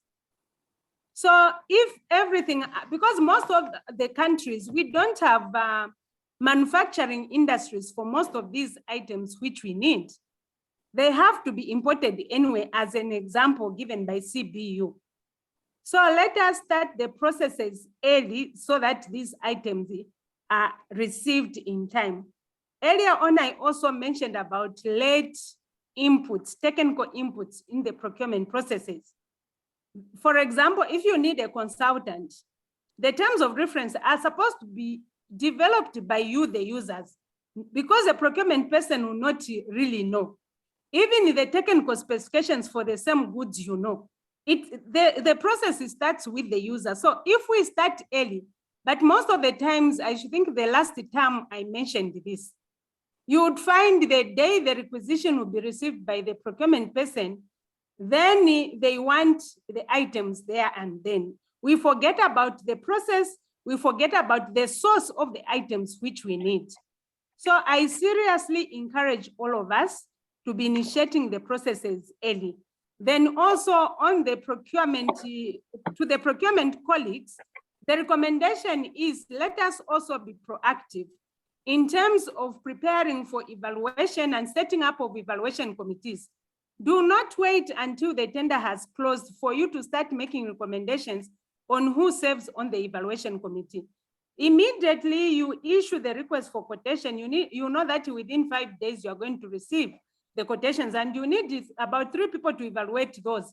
Ensure that immediately the tender is out, then the committee is set. Then the evaluation documents are prepared so that if the activity, even if it's not of high value, if it's on a critical path, it is possible that immediately after the tender closes, you can proceed to start doing the evaluation. But sometimes we see that those preparatory activities, we start doing them after the tender has already closed. That also contributes to delays. I should think in all parts, they have to play their roles efficiently. Then we may reduce some of these substantial delays which we are experiencing. Thank you so much. Thank you very much. I hope it answered your question. Is there anybody from Zambia, ACE, who would like to address any comments? Okay. If not, I don't know if our colleagues, Josephine and Komana, has like any final remarks you would like to address. Then we can close this session for FM and procurement and move on to environment and social safeguards. Just a few remarks from me, Saori. Mm-hmm. We still commend all the assets for the good work you are doing, given the circumstances. Since COVID hit the globe, it has not been easy for all of us, but you are doing impressive work, even though the speed has slowed down. Because when we see at all the submissions at procurement, mainly is the slow processes. Let us point when there were lockdowns and many countries also people were rotating, and if evaluations requires people to come together, it has been difficult to come together. So all these things have affected the implementation, but at the end of the day, we still see good progress. I should think we can still do more by just being proactive, as we have said earlier on, start processes early, where the us is not sure of the next to the bank procurement team in our countries, and also where guidance has been given, even though we may be wishing to do certain things in a particular way, the guidance you receive is to ensure that we do not end up with misprocurement. We have to do processes within the stipulated guidelines. So with that, I should think all of us will be able to achieve the intended outcome. Thank you so much.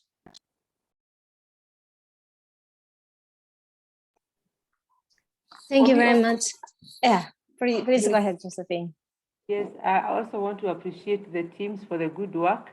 And to just emphasize the need to just call or just send a reminder email to ensure that the delays are not experienced. We understand that some of the suppliers, they charge interest or penalties for delayed payments, and we don't want to get there because that would constitute ineligible expenditures. So just make a phone call or just send an email for follow-up. For compliance with the financial covenants, I believe in Kenya we have one audit that has not come. Please, Moi, make sure you submit that so that it doesn't delay your DLR3. So other than that, just to appreciate all of you. Thank you.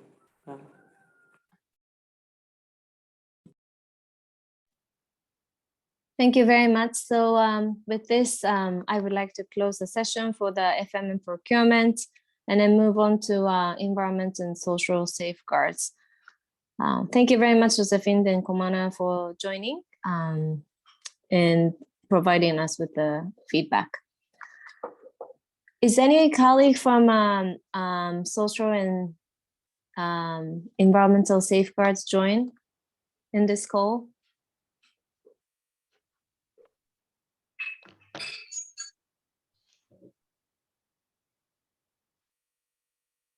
Yes, I am connected. Naile here with the World Bank office at the Lilongwe office in Malawi. Thank you. Okay, thank you. Is there anybody else?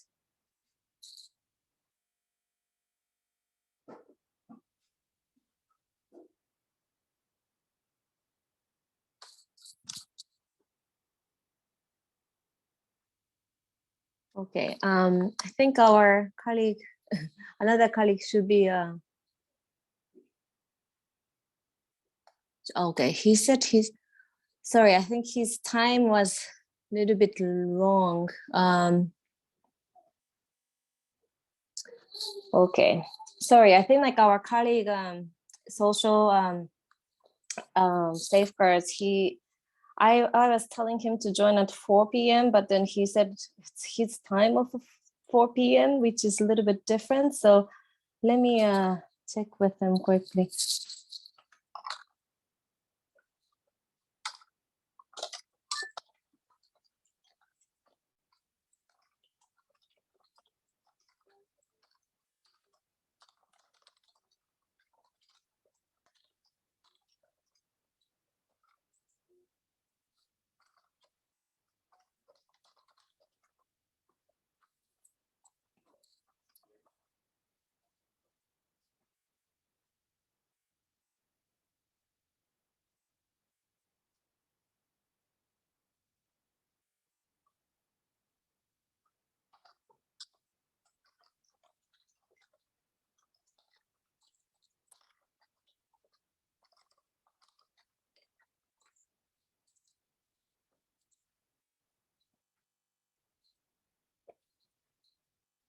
Okay, he said he can join now. So I would like to open the floor to Dixon to share with us the presentation on the environmental social safeguards update, the data that we collected from ACES.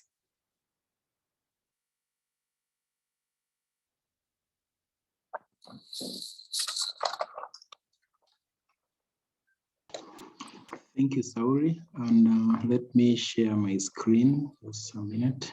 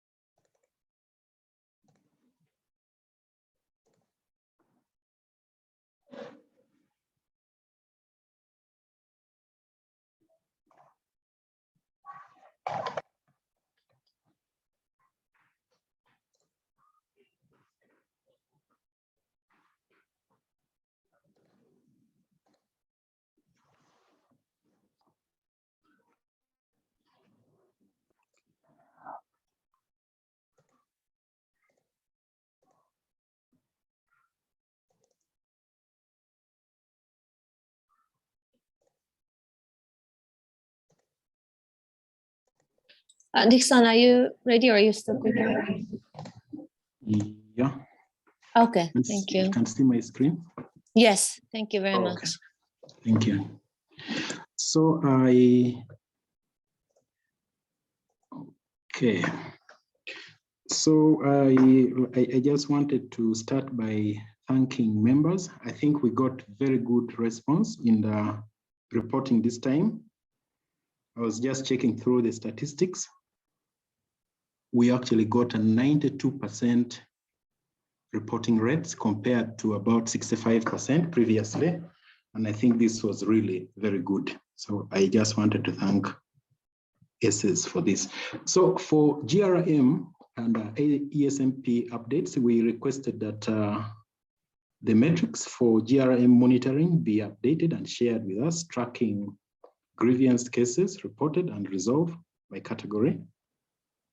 We also requested that the ESMP metrics, monitoring metrics, also be updated with the status of implementation of agreed mitigation measures as per the approved environmental social management plan.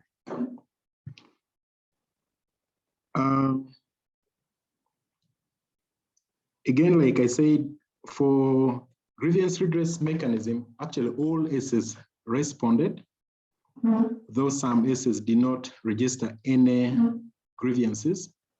So the 14 that we were able to summarize and we are presenting did share with us. There were some 2 ACEs that used the previous reporting template, and we have engaged, and I think next time we will get a complete report. So like Jonathan presented yesterday, in total 201 grievances were registered, including grievances from the previous reporting period. And 114, which accounts for 57%, were resolved. The ones that are outstanding are 86, which is 43%.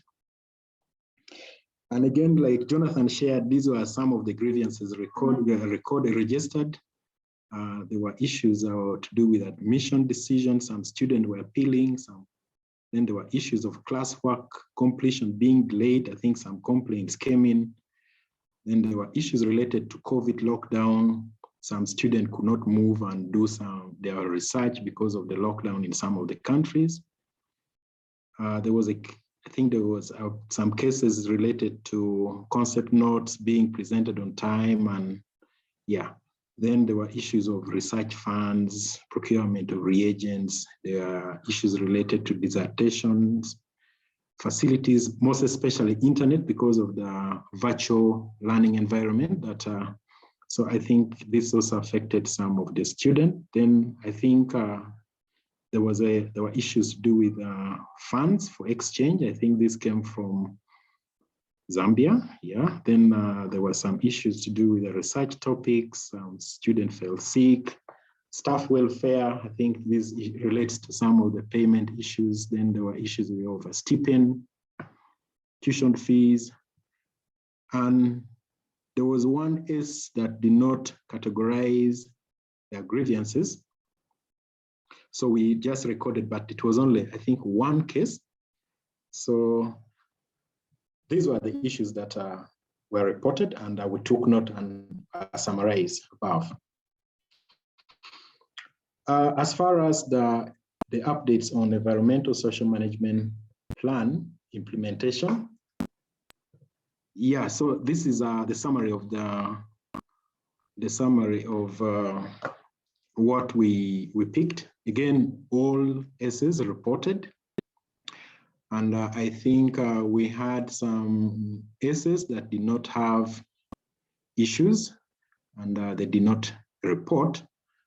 But I think the feeling I picked from this is some ACEs were not reporting because they did not, the reasons they gave, it's because they didn't have any construction work going on. And so the engagement I think we just need to take note that it's not only issues to do with the construction, but we also, that's why you can see issues to do with toxics, materials, how it's being managed, issues to do with disposal and management of waste. So there are quite a handful of things that if you reference back to your approved environmental social management plan, then you will be able to take note. So this is what we took note. Most of the issues were the potential risk, social environmental risk. Yeah, there was largely conformity. There were just a few issues where the air quality management plans were not approved. It's basically issues of approval. So we just encourage ESs to take note. And there was an issue where I think this was from one of the universities upgrading their waste management system. I think they want to do some, it was not so clear, but from the look of the description of what they put, the focus was in trying to improve on how they categorize and manage the waste that are generated from the laboratories and classrooms. And I think one of our centers here, Akalise, yes, the last issue on how they're managing their demonstration farm. I think there was an issue of the lockdown affecting the regular inspection of the field. So yeah, now that they actually indicated that now that with the COVID lockdown lifted, they will resume. And so largely, this is the key things that we took note. And there were some reporting issues. I just felt I should bring out this. This time around, we actually did not have much issues. All ACEs reported, some had no updates, which was, and they communicated, which was very good. But previously, there were issues to do with categorization of grievances. I think that was a very big concern in our June reporting. This time we only had one case, and last time we had 26 grievance cases that were not categorized, so reporting it was really challenging. So one way of how we tried to improve this was we did a sample matrix, filled it up and shared with ACEs when we were requesting for the reports, and I think this worked.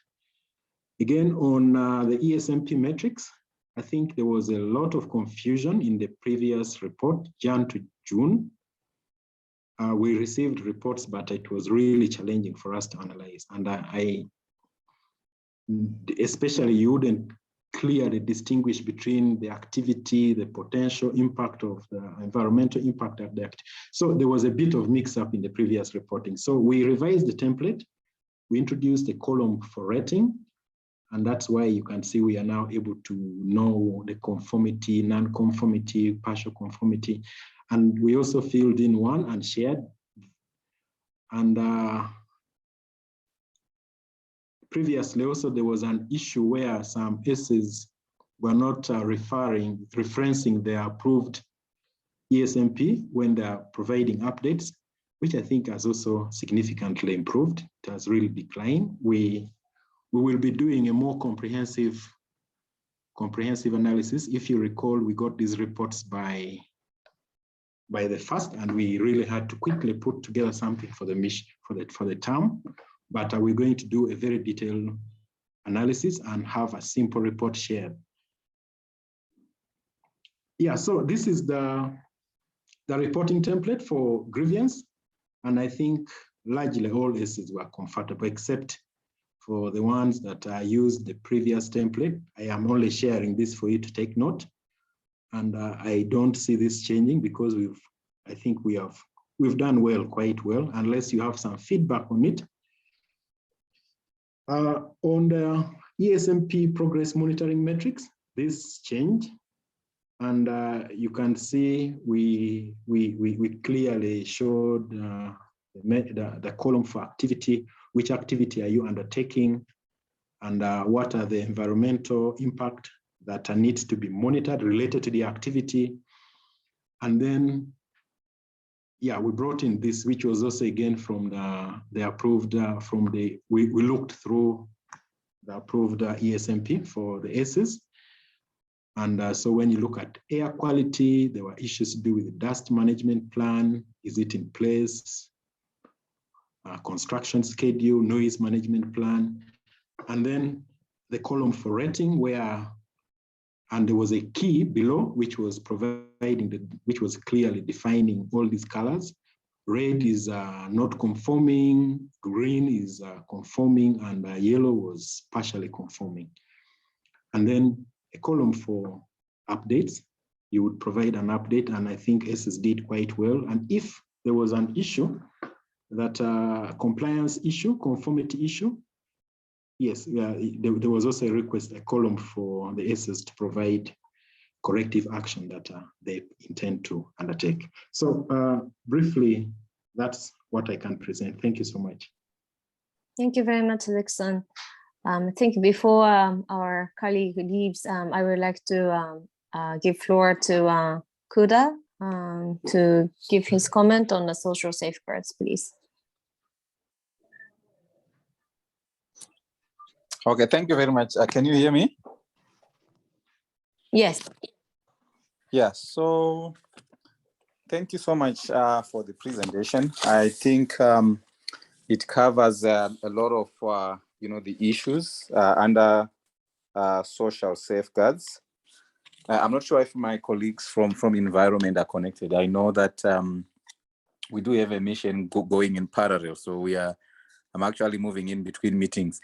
But from the presentation, I have two quick reactions. One of them, I think on the GRM, we have seen a significant improvement in terms of how the project is managing grievances. I think the whole process of making sure that the mechanisms are functional at different facility or at university level, the uptake points, because we see that from the number of grievances that are being received. And yesterday I did mention or reacted to some of the few issues that had been raised regarding grievances, and I made it clear that every project grievance, every sort of grievance related to the project should be registered and processed through the GRM. And if they are non-project related, they need to be referred to the relevant authorities or,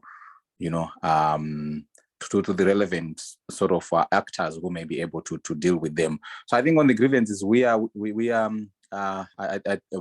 I think what is left for us, the team is, this has been happening virtually, but I know for projects that are here in Zambia, and also I think my colleagues in other countries, I think what is left for us is also at some point, once these physical missions or even monitoring missions are allowed to happen, we do regular spot checks on functionality of the GRM. So this is one key area that would be happy to come in person to the various institutions and just see how students are logging in their grievances, and even have sort of like some focus group discussions with them to find out, if they are aware of the available mechanisms and if there are any other concerns that, they didn't raise through the grievance. So this is part of our due diligence. But as it stands now, we are comfortable with what has been reported, and we do encourage the institutions to continue, ensuring that the grievance redress mechanisms are accessible to all the students,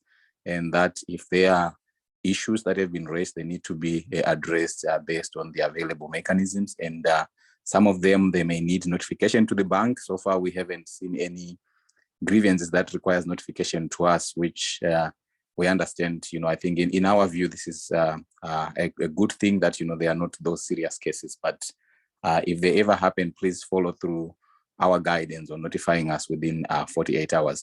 So I am always available. My team is also always available just to work with the teams, just to ensure that, these procedures are followed through. There is another, so on the ESMPs, it's still not very clear. I think we raised this in the previous mission. I don't know if my environment colleagues have managed to join. So we haven't received all these ESMPs that are being referred to in this presentation. So I know most of them requires post review from our side, but there may be few, if there are civil works that may require prior review. So I don't know how the project is handling ESMPs, but we have requested in the last mission for them to be shared with us. So please, Saori and team and the PIU involved, we are requesting again that the ESMPs be shared with us, because it's not just that they be approved at project level. We may have comments prior to approval of some of them, not all, but there may be some that, you know, presents significant risk that needs, you know, our prior approval. But regardless, please share with us so that we are also on the same page in terms of what are the plans that are being prepared by, you know, the different sub-project activities, and so that we are we are in the loop in terms of what's happening. As I speak right now, apart from the overall project ESMP, I've never received any other additional plans that were prepared during project implementation. So this is top priority for us, so for the team to share with us so that we are on the same page. This also speaks to the contractors ESMP. I know some universities may engage contractors, and you know they are required to develop their ESMPs. We also haven't seen that. So I request that, I mean, we work with the I mean, I'm happy to have further discussion with the team, but we need to be in the loop in terms of these tools that are being prepared. Basically, I think those are the two main issues. I'll hand over to you, Saori, for quick reactions, and also for environment colleagues if they are connected. Over. Yeah, thank you very much, Kuda.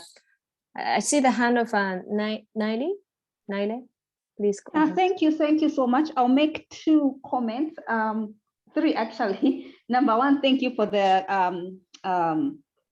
presentation on the environmental and social safeguards. I noticed two things.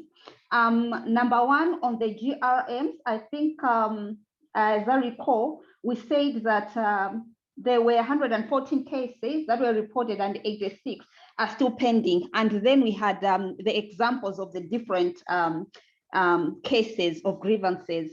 But the presentation was not clear in terms of what grievances are coming out more and more, like what's common, because this is important in terms of helping us in driving our responses and mitigation measures. We need to know where the pain really is so that we're able to apply more focus and pressure on that. Otherwise, we just spread ourselves more thinly. So I think there's need, you know, to categorize the cases and say this is what is common. Of course, we need to address everything, but we need to address the things that are more and more severe than the others. Then the other thing on the ESMP, it could be that I just missed it, but I did not see the issue of COVID-19 included on the updating of the ESMP. You know, we should have been meeting, you know, face to face, all in one place, but we're meeting virtually because of COVID-19, and it's a real risk in the projects on the site. But I did not see it on the ESMPs, and so I'll just like to highlight that. Thank you. Thank you very much for your comments. For the submission of ESMP from ACES, I hope all the ACES will be comfortable doing it. And if you have any questions, please raise now so that our colleagues can respond.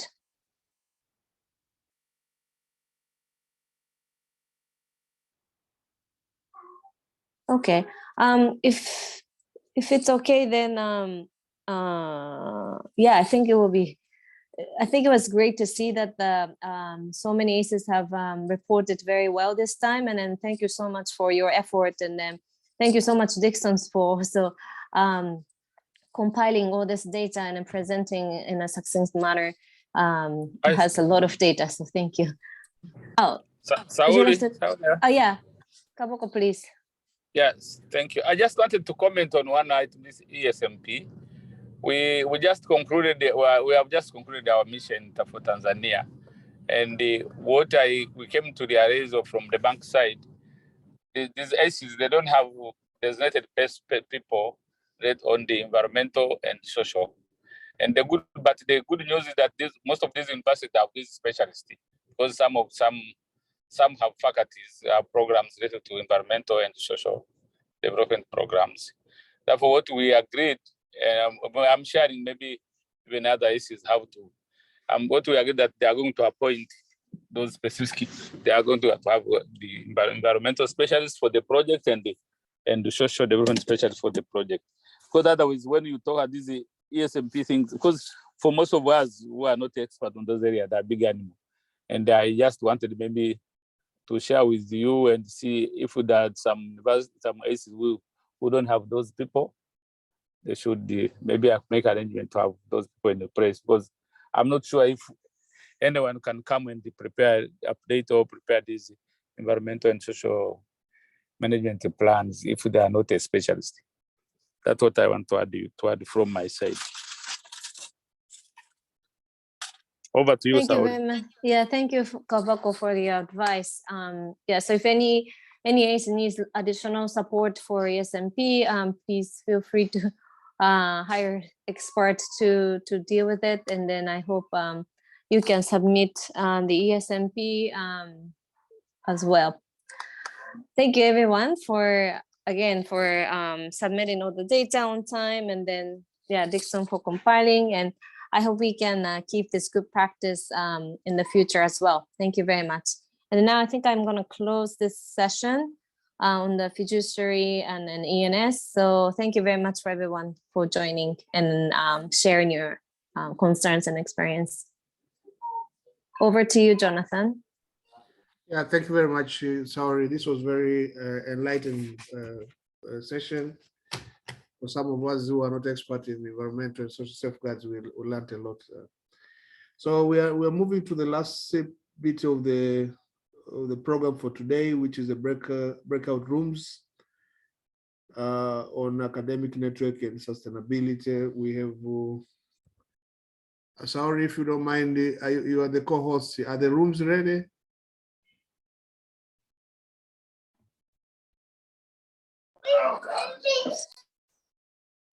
Jonathan. Yeah, so I've seen them, they are ready. So from your screen, can everybody see the screen which shows the breakout rooms? And therefore you are only required to join directly. And once you join, you make your arrangement for the chairperson of the group and the secretary, and make your discussion. I know Healthy has advanced with social for networking. There are some programs that they're developing. So once you do your discussion and agree on some major items, we'll wait for you to present during plenary. That will be taking place just after your session. So just go directly to the room. I've seen Agriculture Sarah has joined already, and the others are invited to join other groups. So most welcome.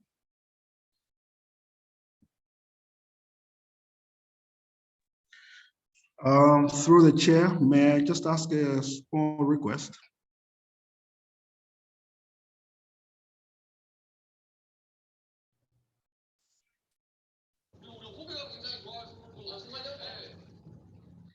Go ahead, Elliot. I'm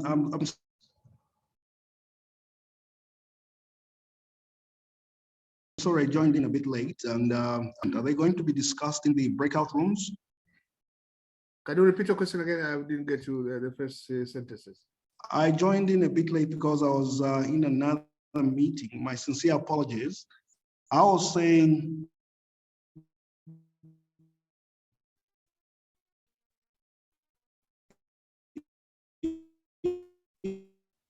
unfortunately, I can't hear you.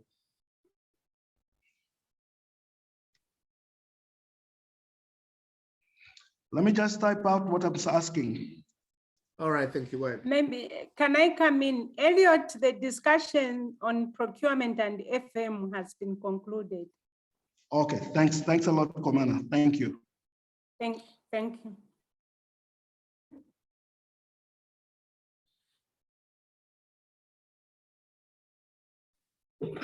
Jonathan. Yes, Hello. Professor. Yeah. Jonathan, I'm wondering whether we are supposed to go to breakaway.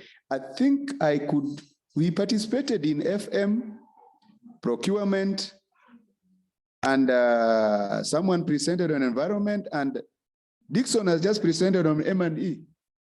Or that's the one we are going for breakaway.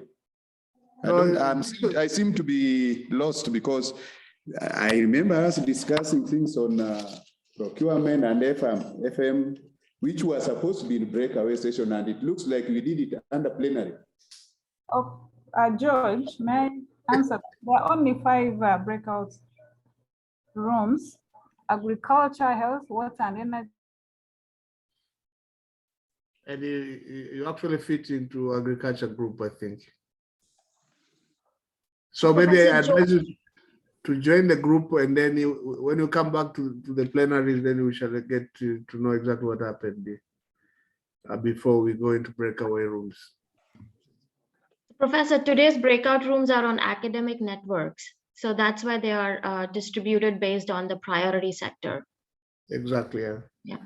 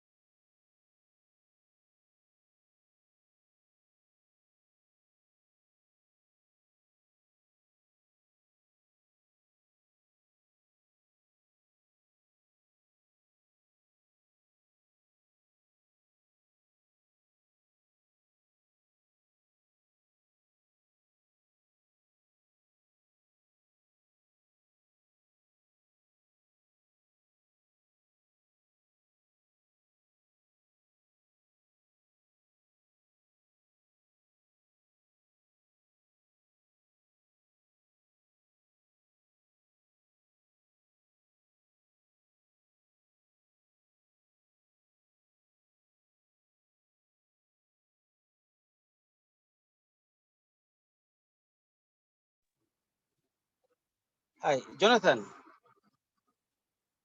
Jonathan. Hello. Yes, hello. Can you hear? The breakup rooms, eh? Agnes, can you guide Professor Mbale? Which Professor Mbale? Which? Yes, I can see these breakup rooms. Eh? But they have seen Nelly has already gone into the industry. Yeah, I'm looking for the industry, yes. And the CBU is already there. Should I log out and then? No. You should see it.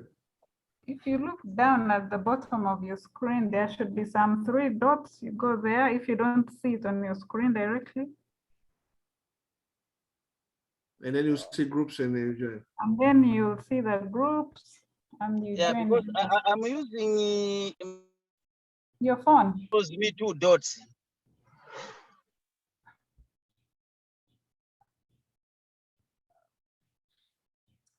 Moshri, can you help? Sure, I can send Professor, which age do you belong to? Industry. Also send me Rose, I can't see. Hello? Also, Yeah, if you look at send me a link then. If you look at your screen, there should be next to the reactions, there should be 3 dots which says more. Yeah, I've seen. So when you click on that, you will see breakout rooms, and then you can join the industry breakout room.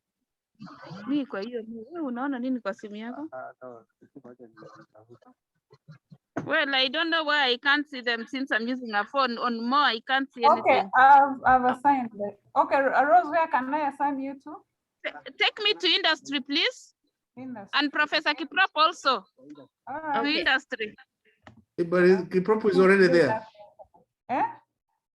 No, Kiprop is already in industry. You've got. He's already there. Yeah, I sent him to the industry room. Send me, thank you. Okay. And the Judah is still hanging. Is he supposed to be in the agriculture group? I think.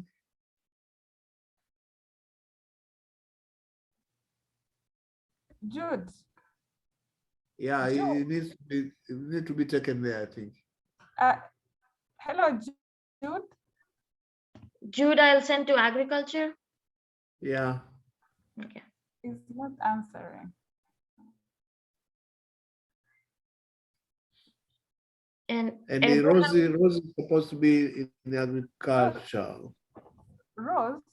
No, industry, Rose industry. You're still here. No, there's another Rosemary. Don't you? Rose Ramkat, okay. You know me, I can't see Rose Ramkat's name. I can't. There's Rosemary. I can't. yeah, I sent Rosemary to industry. Rosemary, she's Rosemary. It seems. Rose, have you gone? She has gone, I guess.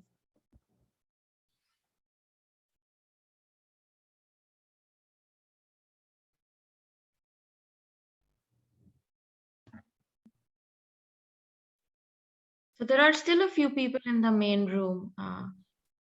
Yeah, Chande, got the number. Yeah, Jande should be in water. Yeah. Water and energy. So that is industry. And Yusufu? Let me send him to water. Yusuf is the same person, is Jande. To industry, right? Yeah. All right.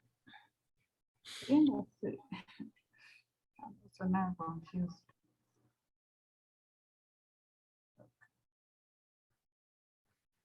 It should have been water and energy. And Dr. Qasim is? Qasim is health. Okay. Yeah, that's the health.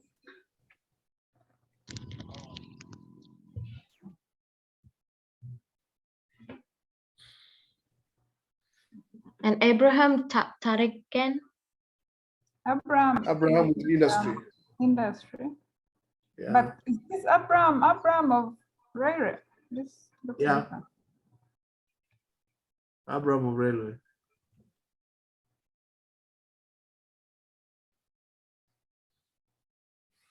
Hello. Hello. Hello. Yes. Hello. Are you hearing? Yeah. Hello. Hello. Hello. Yes. Yeah, we can hear you. Hello, how are you? Fine, thank you, Abraham.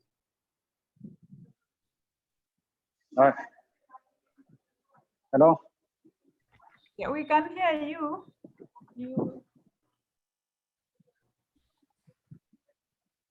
Sorry, are you hearing? Yes.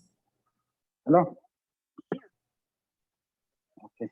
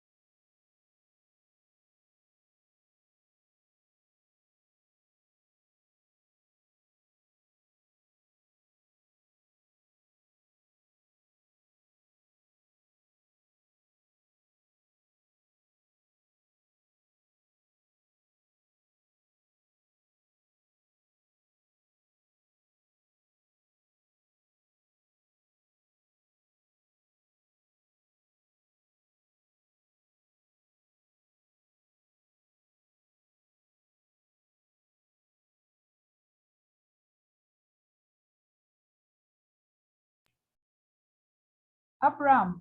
Hello, Abraham.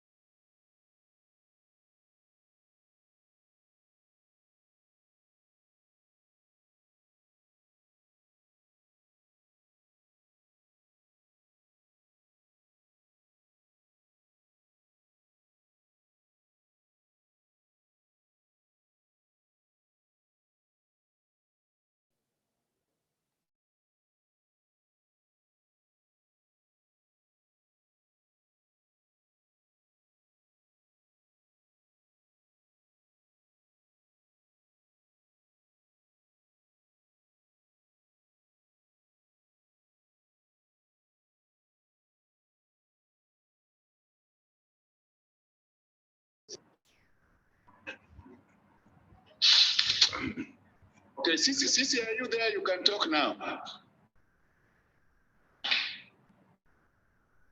Can you hear me, all of you? Yes, we can hear you, Professor. You're supposed to be in a breakaway room. Yes.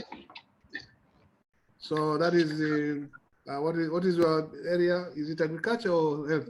Agriculture. This Agnes, can you take Professor Rhodes to agriculture? Yeah, Jonathan, also take me to incubation. Does it come to DRS? So Agnes is going to take you there. Yeah, I want to join incubation, Jonathan. Who wants incubation?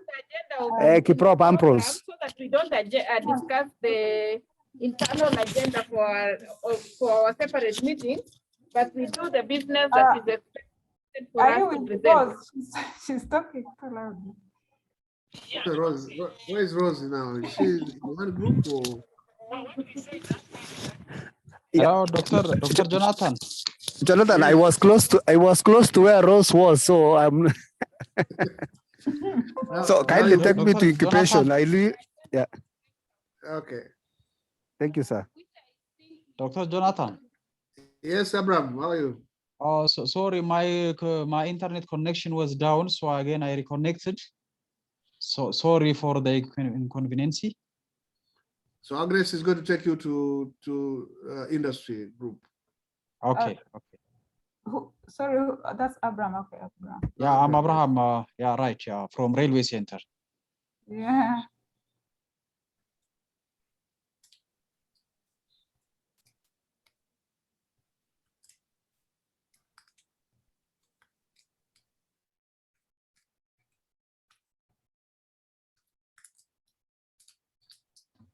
So Jonathan, I don't think anyone has joined the incubation center, so maybe we can just stick to the priority sectors.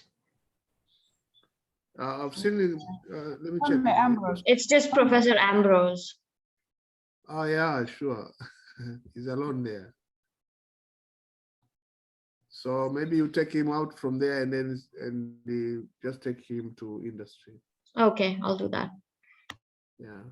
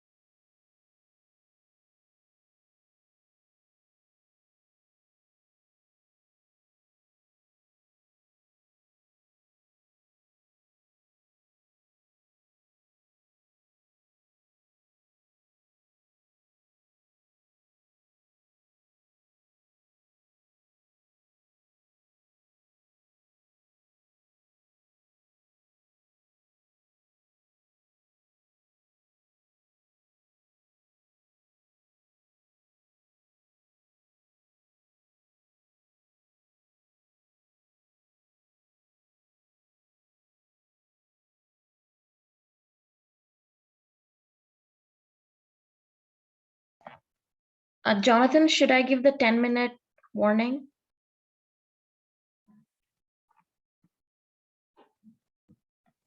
Yes, yes, sorry, because the time is running out. Sure.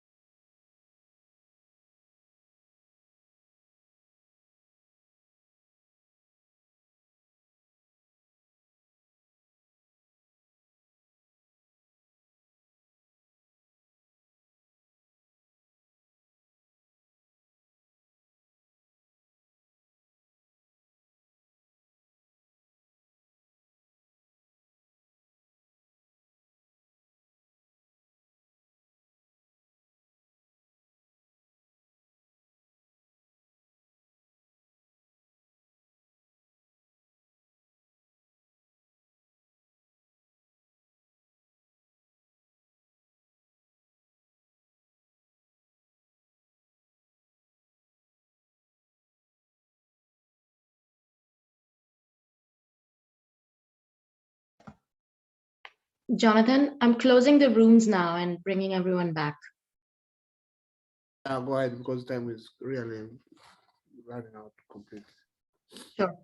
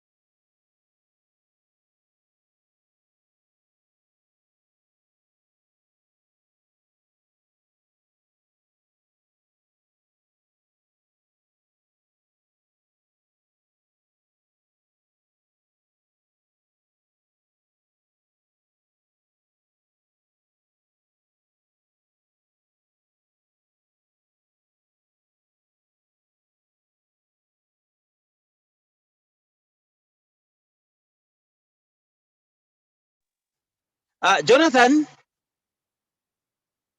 Hello? Yes. Yeah, you're back, eh? Yeah, we are back. As a chair, may I request Naomi to present to be our rapporteur to present? Yeah, when everybody is here, we'll ask you to. We'll ask rapporteurs to make presentations. Yeah. I have appointed Naomi to do that. Okay. Yeah, because I'm using a phone. You know, when you're using a phone, there are a lot of challenges. Yeah, I know. All right. But your phone is very smart. I can see you're doing it. You are doing very well with this. No, thanks a lot, Jonathan. All right.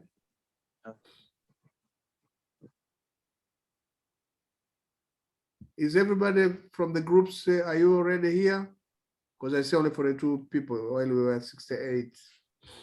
We are here, Mheshimiwa. Thank you very much for coming back, Mheshimiwa. So, if everybody is here, then we would like to invite rapporteurs to make a summary of what transpired in the groups.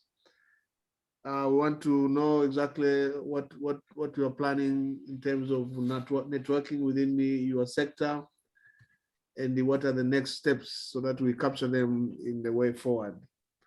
So I invite the group from agriculture, the rapporteur from agriculture, to making your presentation.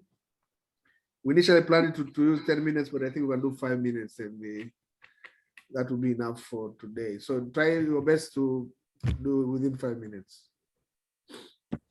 Thank you, Jonathan. In agriculture group, we have discussed a number of issues to enhance academic networks and sustainability. In academic networking, the group has agreed on a number of issues. One, that we need to visit each other as urgent as possible physically and share progress and benchmark and learn best practices which each center has been able to develop. We have also agreed to develop joint postgraduate programs that will put students, both masters and PhD, together, and these students can be hosted at different universities and eventually graduate at any of the agreed universities based on the modalities of the programs that we have developed. Therefore, this will enhance mobility of students among the agriculture SS. We have also agreed to enhance exchange visits among the SS. This is an opportunity that we have learned, and I think you have seen the benefits, and therefore we want to enhance it so that we reap the benefits fully among the greater SS. We have also agreed that we need to conduct joint short courses, as well as develop joint short courses that will be offered jointly among the different SS. In terms of outreach, we have agreed that we have developed products from the research that we have been doing, specifically from students, and therefore a joint regional conference will be a very, very key output as an activity that will enhance academic networking among the SS. And more importantly, is to continue the good benefits of conducting a joint supervision among the SS. In terms of sustainability, 3 major points have come out. One is we need to develop combined strategic plans development that will actually synchronize the activities of the agriculture SS together so that we create synergies among the agriculture SS going forward. Number 2, we need to continue developing joint proposals so that we keep ourselves together and keep the good practices that we have learned from this ongoing current World Bank funded project. And finally, we need to strengthen commercialization of the developed products. We have very important products that have been developed from the different SS, and we have just realized that we need to strengthen the commercialization aspect of this of the agriculture SS, so that we start getting money from this product that we have developed.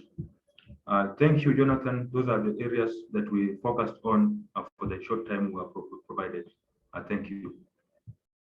Yeah, thank you very much. That was Professor Andika from. Yes, yeah, that's Andika. Thank you.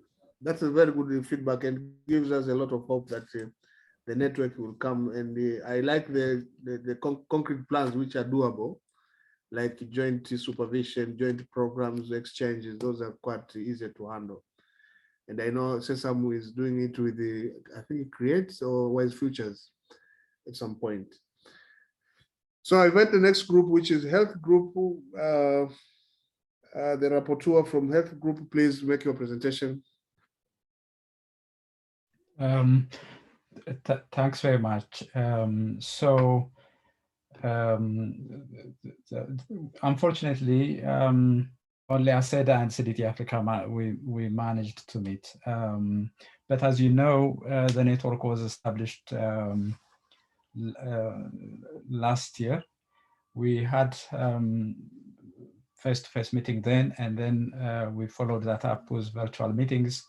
And there are some limited experiences since then with the network. For example, ASEDA, University of Zambia, and ASFM from Malawi, they have had student exchanges. Students from ASFM did go to ASEDA. Similarly, faculty from CDT Africa did visit ASFM for a short course training. We had some experience with joint projects. So, for example, Pharma Biotrack and CDT Africa, we had submitted a joint project. The same with CDT Africa and ASFM. So today we discussed and agreed to continue the virtual meetings. And second, ASEDA and CDT Africa, we haven't had a formal link so far. So we agreed on facilitating student and faculty exchange. And there was a clear interest in joint research. There's a clear complementarity. ASEDA deals with pathogen identification and work, and we discussed how joint project could be feasible and could be done in the area of product development as well as diagnostic development. We also agreed to take this in a more formal mechanism, initially through a loose agreement between the centers, and then to evolve this into a higher level university relationship. That's where we stopped. Thanks very much. Thank you very much, Professor. This is also very encouraging. I'm glad that you started it from last year, so it looks like this is working very well between ASEDA, CDT Africa, Biotrack, and the. I don't know what happens to SACID. Is it not part of your discussion? Not today. Not today. It's okay. only ASEDA and yeah. And okay, fine. Thank you. Okay, next group is water and the energy group. The rapporteur from that group to present.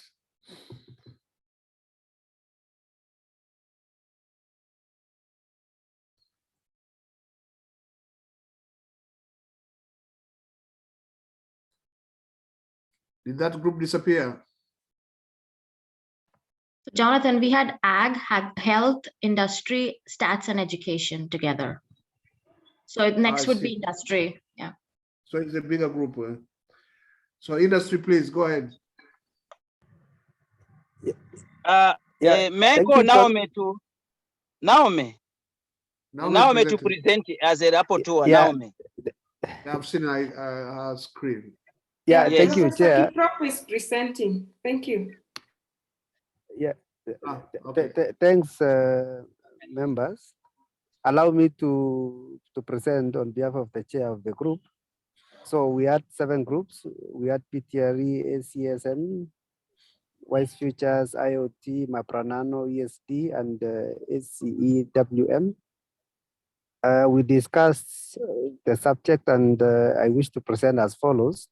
We identified the common areas of interest where the ACEs under the industry can work together. And we want to say that even though we're identifying them now, some of the centers have already started working on these. So there is the co-supervision, we have the undertaking of research, both student and staff exchanges. Some of these have already been realized. And then the other thing of common interest is reverse engineering. And then for sustainability purposes, we are saying that we need to be responding to calls for proposals, and we should do this jointly. And then we want to present some of the achievements that has already been achieved. For example, the SE2 PTRE and the Mapranan of Uganda, we bid for a project jointly. That is the LIPRI project on renewable energy, and it was successful. We are now implementing it. Again, jointly with Mapranano, we have had engagement with the community, and even recently we launched an innovation in Kenya, and Mapranano was also there. A number of student exchanges and staff exchanges.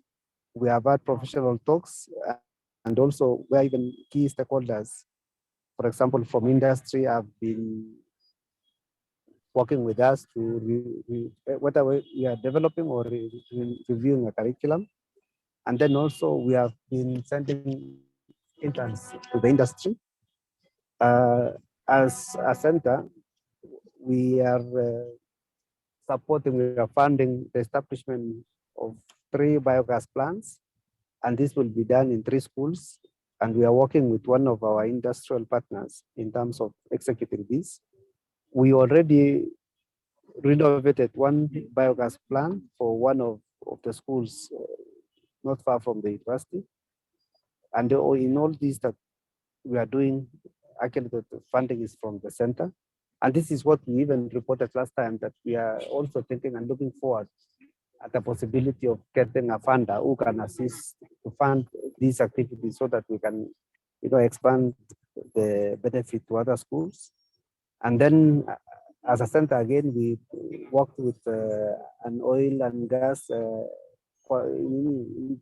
college, where we developed a short course and we offered it jointly. Again, there is a call now for another short course to be offered again, and we are going to do it jointly. So we are saying that there is need to either review or, incorporate into the annual work plan so that there is a budget component for some of these activities that we are going to initiate. But for those who had planned them, it's just to go ahead and execute.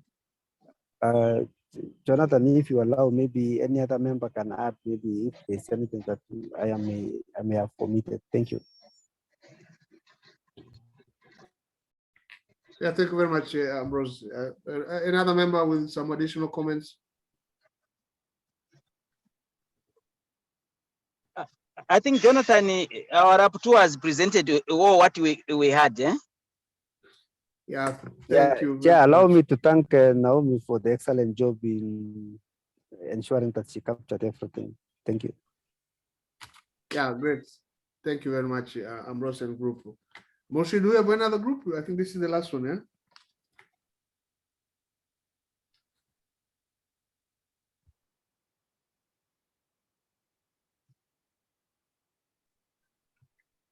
Yeah, we have education and statistics. Yeah, education and statistics, John Damasin will present. John Damasin? Yes, thank you. So I've cancelled the trip because of this.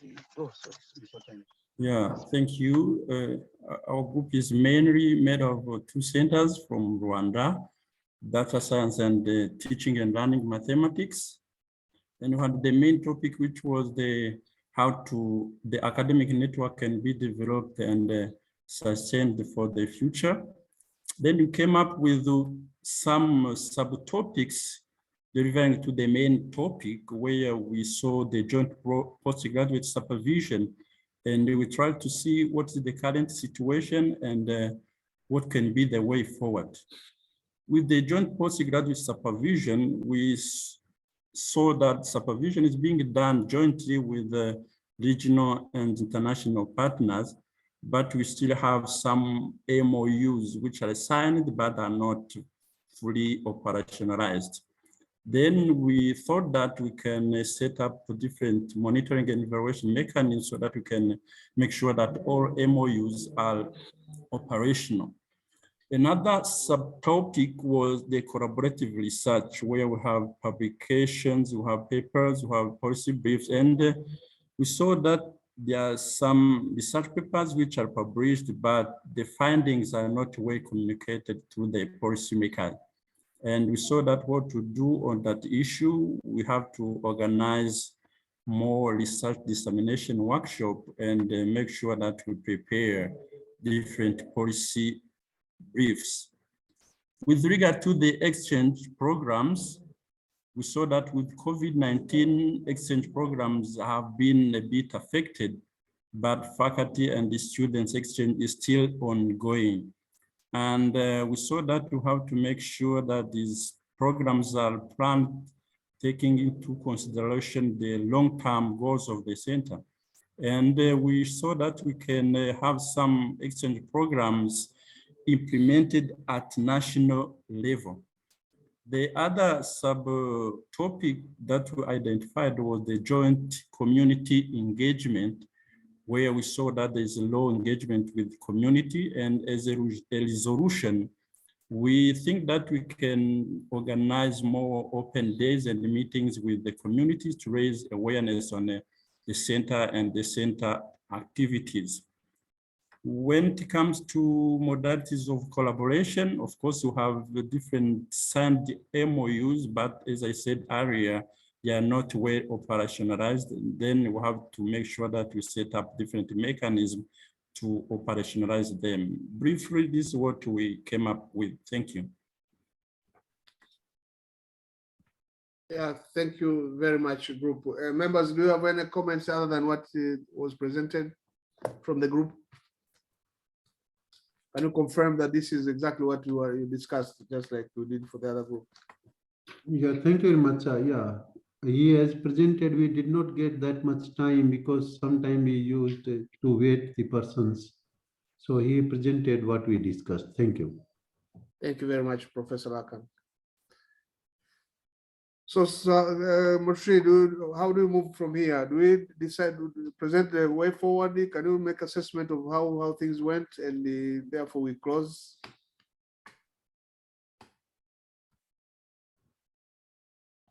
Sure.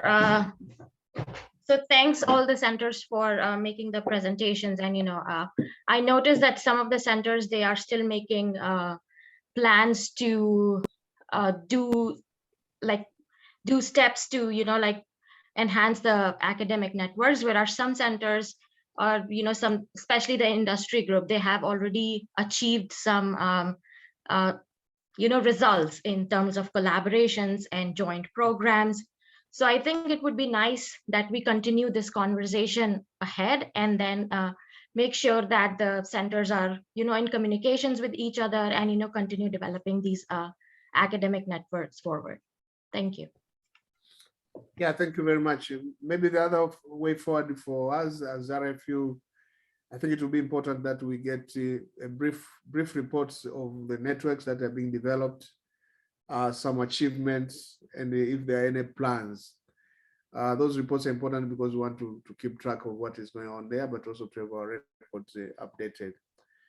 And it was also discussed, I think from one of the groups, that you need to reflect some of these activities in your annual work plan and budget so that they are well funded and they are also visible in our monitoring and evaluation systems.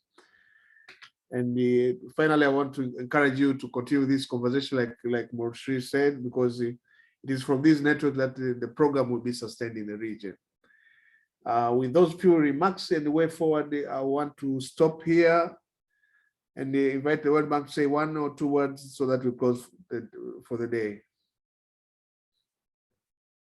Roberta, if you are there, you can say something and then we call it off. Sure. Thanks, Jonathan. And thank you all for a very technically important day. This was a lot of nitty-gritty work that we each have to pay attention to, especially the World Bank stuff, which I know, we try to give you primers every year, every 6 months, just to provide an opportunity. These issues are very complex, and I know they're not part of what you do every day with the rest of your university work. So I hope it was helpful to you. If you have any additional questions or need supplemental support, you have your country TTLs and you have us in the center space to support you. And then on the academic networks, too, I think your centers can serve as important hubs for your universities and thinking about expanding their academic networks really broadly. So the better and more useful this exercise is within the ACE framework, the more this can radiate out to be an opportunity for your institutions more broadly. And I hope that's what happens as the sustainability efforts and the impact of ACE become broader. So with that, thanks again from all of us on the World Bank side for your hard work today, and we'll see you tomorrow. Thanks a lot, Jonathan. Over to you. Thank you very much. And this marks the end of the program today, and I wish you all the best. Thank you very much. Thank you very much. Thank you. Bye. Thank you, everyone. Thank you. Bye-bye. Thank you. Bye. Bye. Bye, everyone. Thank you. Bye.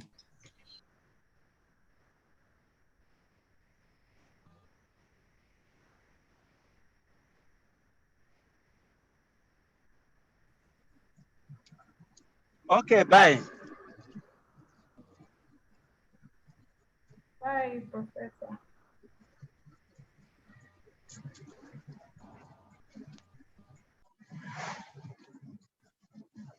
Bye, Agnes.